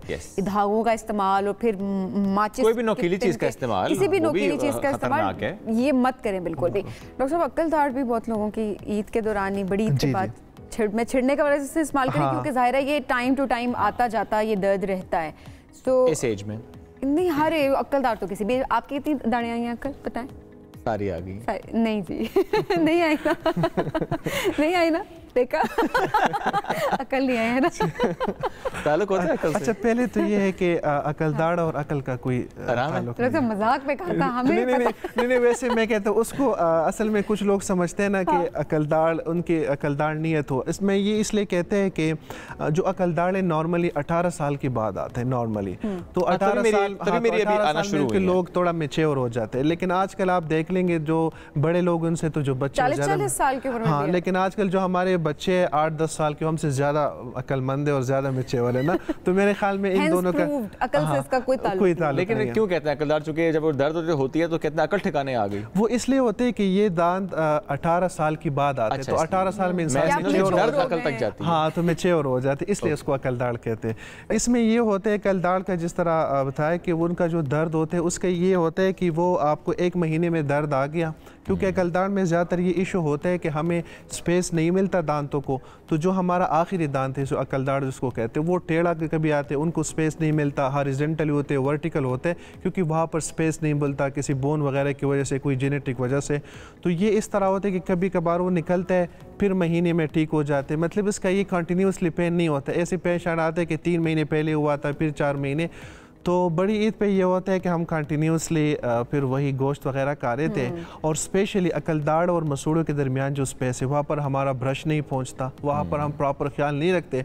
तो जिन लोगों को अकलदाड़ का इशू होता है वो बड़ी ईद के बाद ज़्यादा हो जाता है, चिढ़ जाती है वो। अच्छा, चूँकि ब्रशिंग की बार बार बात हो रही है, ब्रशिंग का तरीका भी लोगों को नहीं पता। बिल्कुल, तो गाइड भी करें ब्रशिंग का तरीका, जो नाजरीन हमें इस वक्त सुन रहे हैं, बच्चों के लिए और अपने लिए भी, कि ब्रशिंग में क्या टेक्निक है जो कि हम गलत इस्तेमाल करते हैं, और फिर ब्रश की टाइमिंग्स जो कि हमें नहीं पता।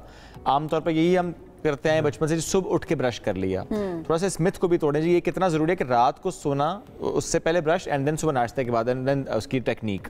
सबसे पहले तो ये है कि जो ब्रशिंग का ड्यूरेशन है ना, वो 3 से 4 मिनट होना चाहिए। अगर 3 से 4 मिनट से कम है उसका भी कोई फ़ायदा नहीं है, और अगर 4 मिनट से ज़्यादा है तो उसका नुकसान है। कुछ लोग कहते हैं कि मैंने 10 मिनट ब्रश किए तो मैंने ये किया, हालांकि 10 मिनट ब्रश कि उसने अपने जो मसूड़े उनको और भी नुकसान पहुंचाया। तो सबसे पहले तो ये कि 3 से 4 मिनट या मैक्सिमम करके 5 मिनट का ड्यूरेशन होना चाहिए, नंबर 1। दूसरा ये कि जो टूथब्रश है वो हर 2 महीने बाद चेंज करना चाहिए। हमारे जब वो बिल्कुल मतलब वॉशरूम में गिरता नहीं या बिल्कुल ख़राब नहीं होता तो हम उसको चेंज नहीं करते, सही है। और इसके बाद जो ब्रश आप यूज़ करते तो कुछ लोग फिर उसके बाद में नाखून वगैरह के लिए इस्तेमाल करते, जो ठीक चीज़ नहीं है, उसी ब्रश को नाखून के लिए इस्तेमाल किया तो 2 महीने बाद आपको ब्रश चेंज करना होगा। तीसरा यही है कि आपको नॉर्मली हमारे लोगों को सॉफ्ट ब्रश इस्तेमाल करना चाहिए, क्योंकि ब्रशिंग टेक्निक हमें पता नहीं है। तो जो हार्ड ब्रश है वो उल्टा हम अपने मसूड़ों को ख़राब करते हैं। इसके बाद हमारा टेक्निक यही है कि आपने टूथपेस्ट को लेने या तो ब्रश पे लगाना है, बेहतर ये कि आप टूथपेस्ट को ले लें और अंगूठे पे लगा के सब दांतों पे लगाएं। फिर तकरीबन 20 से 25 सेकंड के लिए आप दांत बंद करें, ताकि जो आपकी टूथपेस्ट है वो दांत के हर कोने में पहुंच जाए। फिर इसके बाद अगर हम यहाँ से स्टार्ट लेंगे तो आपने जो ब्रश है वो आपने 45 एंगल पे रखना है। इसी तरह ब्रश नहीं है जो हम इस तरह करते हैं ना, और सामने दांतों को करके पीछे वाले दांत छोड़ के, ये भी राउंड में आपने बिल्कुल आपने सामने राउंड करने, और जो पीछे दांत है जहाँ पर ज़्यादातर लोगों को मसला होते हैं, जो मसूड़ और दांत के, आपने इस ब्रश को 45 एंगल पे रखना है, इसी तरह 45, और ऊपर को आपने इसी तरह नीचे स्ट्रोक देने और नीचे से ऊपर स्ट्रोक देने, और जो ब्रश है वो 2 दांतों को कवर करे। फॉर एग्जांपल अगर आपके 16 दांत है, इसका मतलब है कि एटलीस्ट आप 8 टाइम करेंगे कि आपके उन दांतों को कवर करें। इसी तरह सेम आपने इसी तरह किया। जो मेन हमारा सबसे लोगों में मसला होते वो यही है कि ज़बान वाले साइड पे हम ब्रश नहीं करते, ये बहुत ज़रूरी है। इसके बाद हम तालू और ज़बान पे तो बिल्कुल ब्रश करते नहीं। अगर हमने दांतों को साफ़ किया, तालू और ज़बान को साफ नहीं की, तो वही बैक्टीरिया तो मुंह में पड़े किया, वो गुदगुदी सी होती है, हाँ यूज्ड हो जाते। तो ये है कि तालू और ज़बान इसलिए करते हैं, अगर हमने बाकी दांतों को साफ किया, वही बैक्टीरिया आपने मुंह बंद किया तो वही आपकी ज़बान और तालू पे, तो वही वो अपना रिएक्शन करेंगे। तो यही है कि बस इन चीज़ों का ख्याल रखें। ड्यूरेशन का, हाँ एक और चीज़ यही है कि कुछ लोग कहते हैं कि फ़ला टूथपेस्ट, तो टूथपेस्ट कोई भी हो, क्योंकि मैं यही बार बार कहता हूँ कि सफाई निस्फ़ ईमान है और आपको करनी चाहिए। टूथपेस्ट आप किसी भी ब्रांड का इस्तेमाल करें, लेकिन एटलीस्ट इस्तेमाल कर लें। अच्छा डॉक्टर साहब, अभी भी कुछ लोग, ज़ाहिर है अब तो ज़ाहिर रुझान भी बदलता हमें दिखाई दे, अब तो लोग टूथब्रश का इस्तेमाल ही करते हैं, काफ़ी लोग मसवाक भी प्रेफर कर रहे होते हैं। तो जो मसवाक का इस्तेमाल होता है क्या वो भी उतना ही इफेक्टिव होता है जितना कि टूथब्रश का होता है? बिल्कुल, मसवाक जिस तरह सुन्नत भी है, और अभी मसवाक पे जो रिसर्च हो गए, जो चीज़ हमारी सुन्नत होती है इन पे जब रिसर्च हो जाती है तो पता चल जाता है कि वाकई में मसवाक में तकरीबन 90% वो इंग्रेडिएंट रिलीज़ हो जाते हैं जो हमारे दांतों के लिए बेनिफिशियल है, जो हमारे टूथपेस्ट वगैरह में होते हैं। हाँ, लेकिन सिर्फ मसवाक करना और ब्रश छोड़ना ये भी गलत है, सिर्फ ब्रश करना और मसवाक ना करना ये भी गलत है। मेरे ख्याल में दोनों को जाए, क्योंकि मसवाक आपकी कुछ दांतों के ऐसे हिस्से हैं जहाँ पर आपकी मसवाक नहीं पहुँचता, तो वहाँ पर आप ब्रश करें, मसवाक भी करें, साथ में आपकी सुन्नत भी पूरी हो जाएंगे और आपका ख्याल भी हो जाएगा। अच्छा, पर सब ये बकरे का गोश्त हो, गाय का हो, बैल को इक्वली तौर पे डिस्टर्ब करते हैं दांतों को? जी जी, गोश्त में जो तकरीबन सबका एक ही होता है। हाँ, लेकिन ये है कि कुछ लोग फिर यही बात आ जाए कि जो स्पेशली बारबेक्यू होता है वो ज़्यादा इफेक्ट करते हैं, नॉर्मल चबाना ज़्यादा पड़ता है वो होता है। हाँ। जिसमें गाय का गोश्त अगर उसका आपने बड़े को का बनाया तो ज़रा सख्त भी होता है, लेकिन और मेरे तकरीबन जो फोर्स लग जाते गोश्त पे ऑलमोस्ट सेम ही होता है। ठीक है, माउथ वॉश क्या उसमें भी कोई गलती हमसे होती है या वो एक अच्छी चीज़ है, कर लेना चाहिए, क्योंकि वो भी एक है तो केमिकल? माउथ वॉश ये है कि इनकी आदत नहीं बनानी चाहिए। हर वो केमिकल्स जो हम इस्तेमाल करते हैं आर्टिफिशियल, उसके नुकसान ज़रूर होते हैं। ठीक है, माउथ वॉश हमारे माउथ के अंदर जो बेनिफिशियल बैक्टीरिया उसको भी मार लेती है। ओके, ठीक है, तो इसलिए माउथ वॉश का ये होना था। कुछ लोग तो आपने देखे होगा कि बस जी हर टाइम माउथ वॉश में यूज़ करो। माउथ वॉश अगर आपने 10-15 दिन इस्तेमाल किया तो फिर एटलीस्ट 10 दिन का गैप होना चाहिए। अगर आप रेगुलर इस्तेमाल करें तो जो बेनिफिशियल बैक्टीरिया उसको मार लेते हैं, तो माउथ वॉश को अपना आदत नहीं बनानी। दूसरा, माउथ वॉश खालिद फार्म में बिल्कुल यूज़ नहीं करनी चाहिए। हम लोग तो डायरेक्टली बॉटल को इस तरह करें कि जी सबसे ज़्यादा काम करेंगे, पानी में इसको हल करके इस्तेमाल करने चाहिए।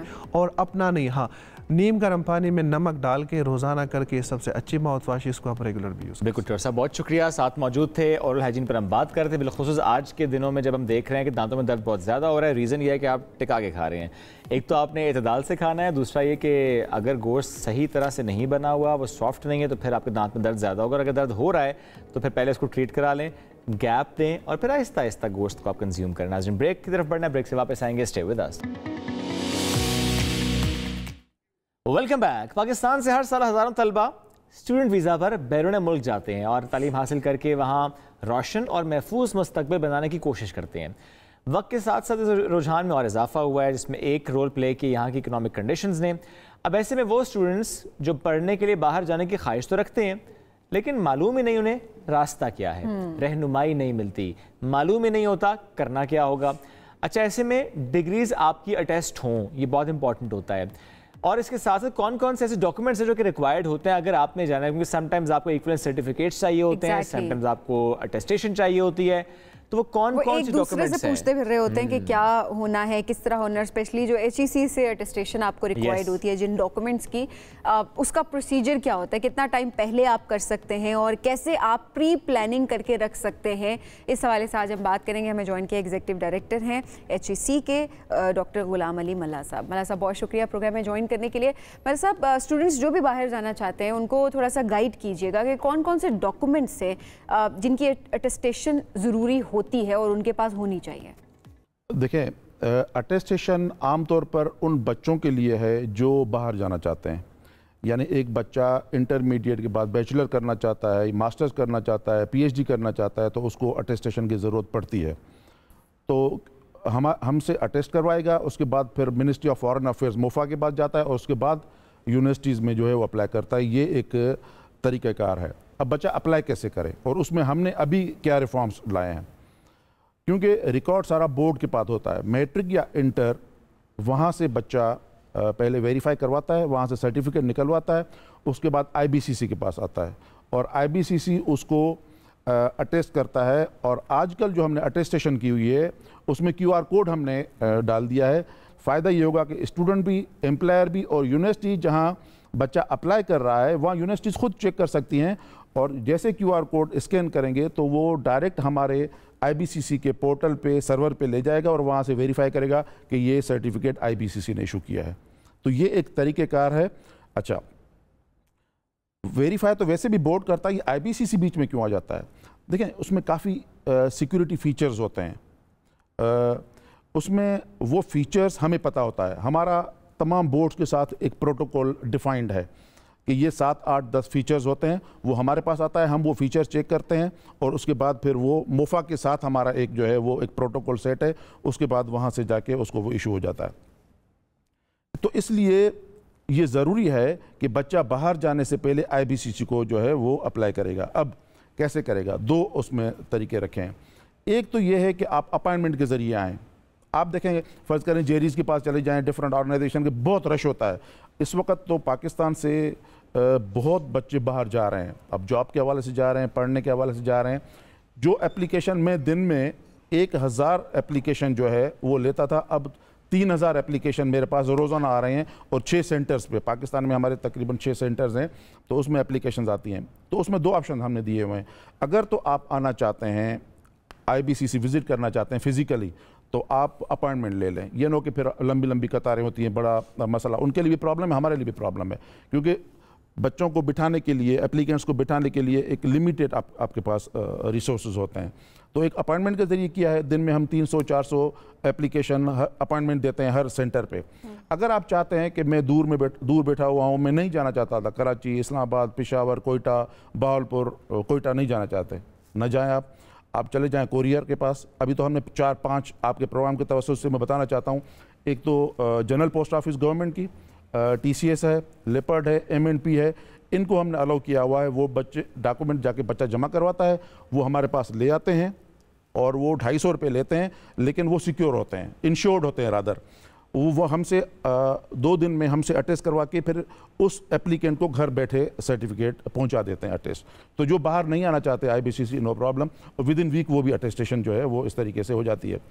अच्छा डॉक्टर साहब, पाकिस्तानी डिग्रीज के लिए जो बाहर ममालिक में इक्विवेलेंट सिस्टम है, उसके बारे में थोड़ा सा गाइड करें कि कौन सी डिग्री वहाँ पे किस डिग्री के बराबर होती है? दुनिया में जो एजुकेशन सिस्टम्स हैं या जो एग्जामिनेशन सिस्टम वो डिफरेंट है। हमारा जो हम EC करवाते हैं, प्राइमरी करवाते हैं, एलिमेंट्री या मिडिल करवाते हैं, सेकेंडरी, हायर सेकेंडरी, और उसके बाद यूनिवर्सिटीज़ में बच्चे चले जाते हैं। 9-10 जो है वो सेकेंडरी है और 11-12 ग्रेड जो है वो हमारे पास हायर सेकेंडरी और हायर सेकेंडरी है। हमारे पास ग्रुप्स बने हुए हैं, आपने भी पढ़ा हुआ है, pre medical, pre engineering, science, humanities, arts, जबकि दुनिया में इस तरह नहीं है। अब ये बच्चा जब फॉरेन बोर्ड से करके आएगा, ये इक्वलेंस पाकिस्तानी ये जो जनरल बोर्ड्स हैं इनके लिए फ़िलहाल नहीं है। ये मैं बता रहा हूँ कि इस वक्त IBCC 1000 क्वालिफिकेशंस को इक्वेट करता है, इक्वलेंस देता है। जो बच्चे फॉरेन के किसी बोर्ड से पढ़ते हैं, 9-10 करते हैं या 11-12 करते हैं, तो पाकिस्तानी सिस्टम के मुताबिक उनके नंबर कितने बनते हैं, उनका ग्रुप कौन सा बनता है, क्योंकि आपको मेडिकल में जाने के लिए प्री मेडिकल चाहिए, इंजीनियरिंग में जाने के लिए प्री इंजीनियरिंग चाहिए। तो कॉम्बिनेशन ऑफ कोर्सेज जो है वो आपको वो उस तरह के चाहिए होते हैं यूनिवर्सिटी में दाखिले के लिए। तो इसलिए बच्चे को यहाँ इक्वलेंट्स की ज़रूरत पड़ती है। तो हम इस वक्त, मैंने बताया कि 1000 यानी अच्छा कुछ बोर्ड्स हैं, फ़र्ज़ करें ये कैम्ब्रिज है जो O लेवल और A लेवल ऑफ़र करता है, या किसी और पियर्सन है, IB है, डिफरेंट क्वालिफिकेशंस हैं, और कुछ स्कूल्स करवाते हैं। जिससे अमेरिका जो है वो अमेरिकन जो है वो करिकुलम भी स्कूल्स बनाते हैं और इम्तहान भी वो खुद लेते हैं। तो इस तरीके के 1000 से ज़्यादा क्वालिफिकेशन को जो है वो हम इक्वेट करते हैं। ये एक ज़रूरत पड़ती है वो बच्चे जो कि फॉरेन बोर्ड से करते हैं। दूसरा, हमारे पास एक और होता है जो लोकल बोर्ड्स में दीनी मदारिस से करते हैं। हम कहते हैं उसको मैट्रिक के बराबर आमा और इंटर के बराबर खासा। तो आमा और खासा जो मदारिस से क्वालिफिकेशन करके आते हैं वो फिर हमारे पास आते हैं कि ये देखें हमारी क्वालिफिकेशन मैट्रिक या इंटर के बराबर है, क्योंकि अगर वो हायर एजुकेशन करना चाहता है या अगर वो कहीं जॉब के लिए अप्लाई करना चाहता है तो वो भी IBCC के पास आएगा। तीसरा, जो इंडिजीनियस क्वालिफिकेशंस हैं उसमें डिप्लोमा होता है इंजीनियरिंग वगैरह का, वो भी आते हैं। मेडिकल टेक्नोलॉजी है, तो हमारे पास फॉरेन बोर्ड्स के भी आते हैं और हमारे पास जो है वो लोकल बोर्ड्स के भी इस तरीके से इक्विवेलेंस के लिए आते हैं। तो इसलिए कि वो सिस्टम्स डिफरेंट होने की वजह से वो हमारे पास आते हैं। अब बच्चा क्या करता है? बच्चा हमारे पोर्टल पे जाए और अपने सर्टिफिकेट का सिर्फ एक वो पिक्चर ले ले। ओरिजिनल डॉक्यूमेंट्स की अब हमें ज़रूरत नहीं है, पिक्चर निकाले और हमारे पोर्टल पे जो है वो अपलोड कर दे। कुछ डेटा है उसमें वो करेंगे, वो प्रोफाइल अपनी क्रिएट करता है। जब अप्लाई करेगा तो उसी वक्त से उसको नज़र आएगा कि मेरा डॉक्यूमेंट किस फेज़ में है। कोरियर के ज़रिए जा रहा है, किसी ऑफिसर के पास है, किसी विंडो के पास है, सेक्रेटरी के पास फाइनल सिग्नेचर के लिए एक तो वो उसमें दे रहा है। हम क्या करते हैं, अब ओरिजिनल डॉक्यूमेंट नहीं है, हो सकता है फेक डॉक्यूमेंट, उसके क्या करते हैं हम 1 या 2 डेटा उसमें से हम चेक करते हैं फील्ड्स, और जो कैम्ब्रिज वगैरह का या फॉरेन बोर्ड का जो डेटाबेस है जिसमें 5 साल का रिकॉर्ड पड़ा होता है उसमें चेक करते हैं। आपके डॉक्यूमेंट्स हैं, आप हमें ओरिजिनल न भेजें, आप हमें अपलोड कर दें, हम आपकी डेट ऑफ बर्थ चेकेंगे, नेम चेक करेंगे, आपका रजिस्ट्रेशन नंबर चेक करेंगे, कैम्ब्रिज या जो पियर्सन या इनके डेटाबेस है वहाँ से चेक करके हम वेरीफाई कर लेंगे कि ये ओरिजिनल डॉक्यूमेंट है। उसके बाद हम इक्विवेलेंस उस फार्मूले के तहत सर्टिफिकेट जो है वो इशू कर देंगे।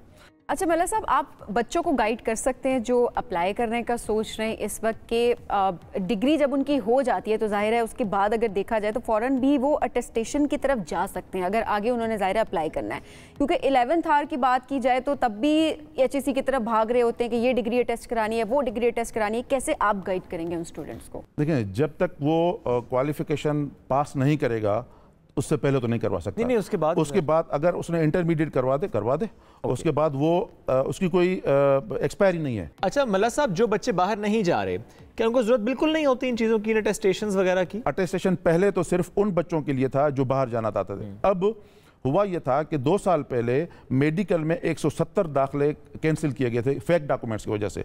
तो हायर एजुकेशन कमीशन ने हेल्थ यूनिवर्सिटीज़ को कहा हुआ है कि आप एडमिशन कंफर्म करने से पहले IBCC से अटेस्ट करवाते हैं। तो हम प्रोफेशनल इदारों के लोकल क्वालिफिकेशन उनके भी अटेस्ट करते हैं। अच्छा मल्ला साहब, अगर आपका सिस्टम बाकी बोर्ड्स के साथ मुंसलिक हो सकता है तो फिर हमारी यूनिवर्सिटीज़ के साथ मुंसलिक क्यों नहीं हो सकता? ये भी कर सकते हैं, लेकिन जब तक आप ये करें, क्योंकि आपके 250 यूनिवर्सिटीज़ को एतमाद में लेना फिलहाल थोड़ा डिफिकल्ट है। उसका सोल्यूशन मैंने बताया, हमने क्या कर दिया, हम अब अटेस्टेशन जब कर रहे हैं तो उसमें भी QR कोड लगा रहे हैं, और जो हम इक्विवेलेंस इशू कर रहे हैं उसमें भी QR कोड लगा रहे हैं। फॉरेन यूनिवर्सिटी चेक कर लेती है, फॉरेन यूनिवर्सिटी चेक कर ले कि ये IBCC ने इशू किया कि नहीं। मल्ला साहब बहुत शुक्रिया, साथ मौजूद थे, हमसे अहम मौजूद पर गुफ्तगू कर रहे थे। नाज़रीन, इसी के साथ आज के प्रोग्राम से इतना ही, दोबारा मुलाकात कल करेंगे। अल्लाह हाफिज़।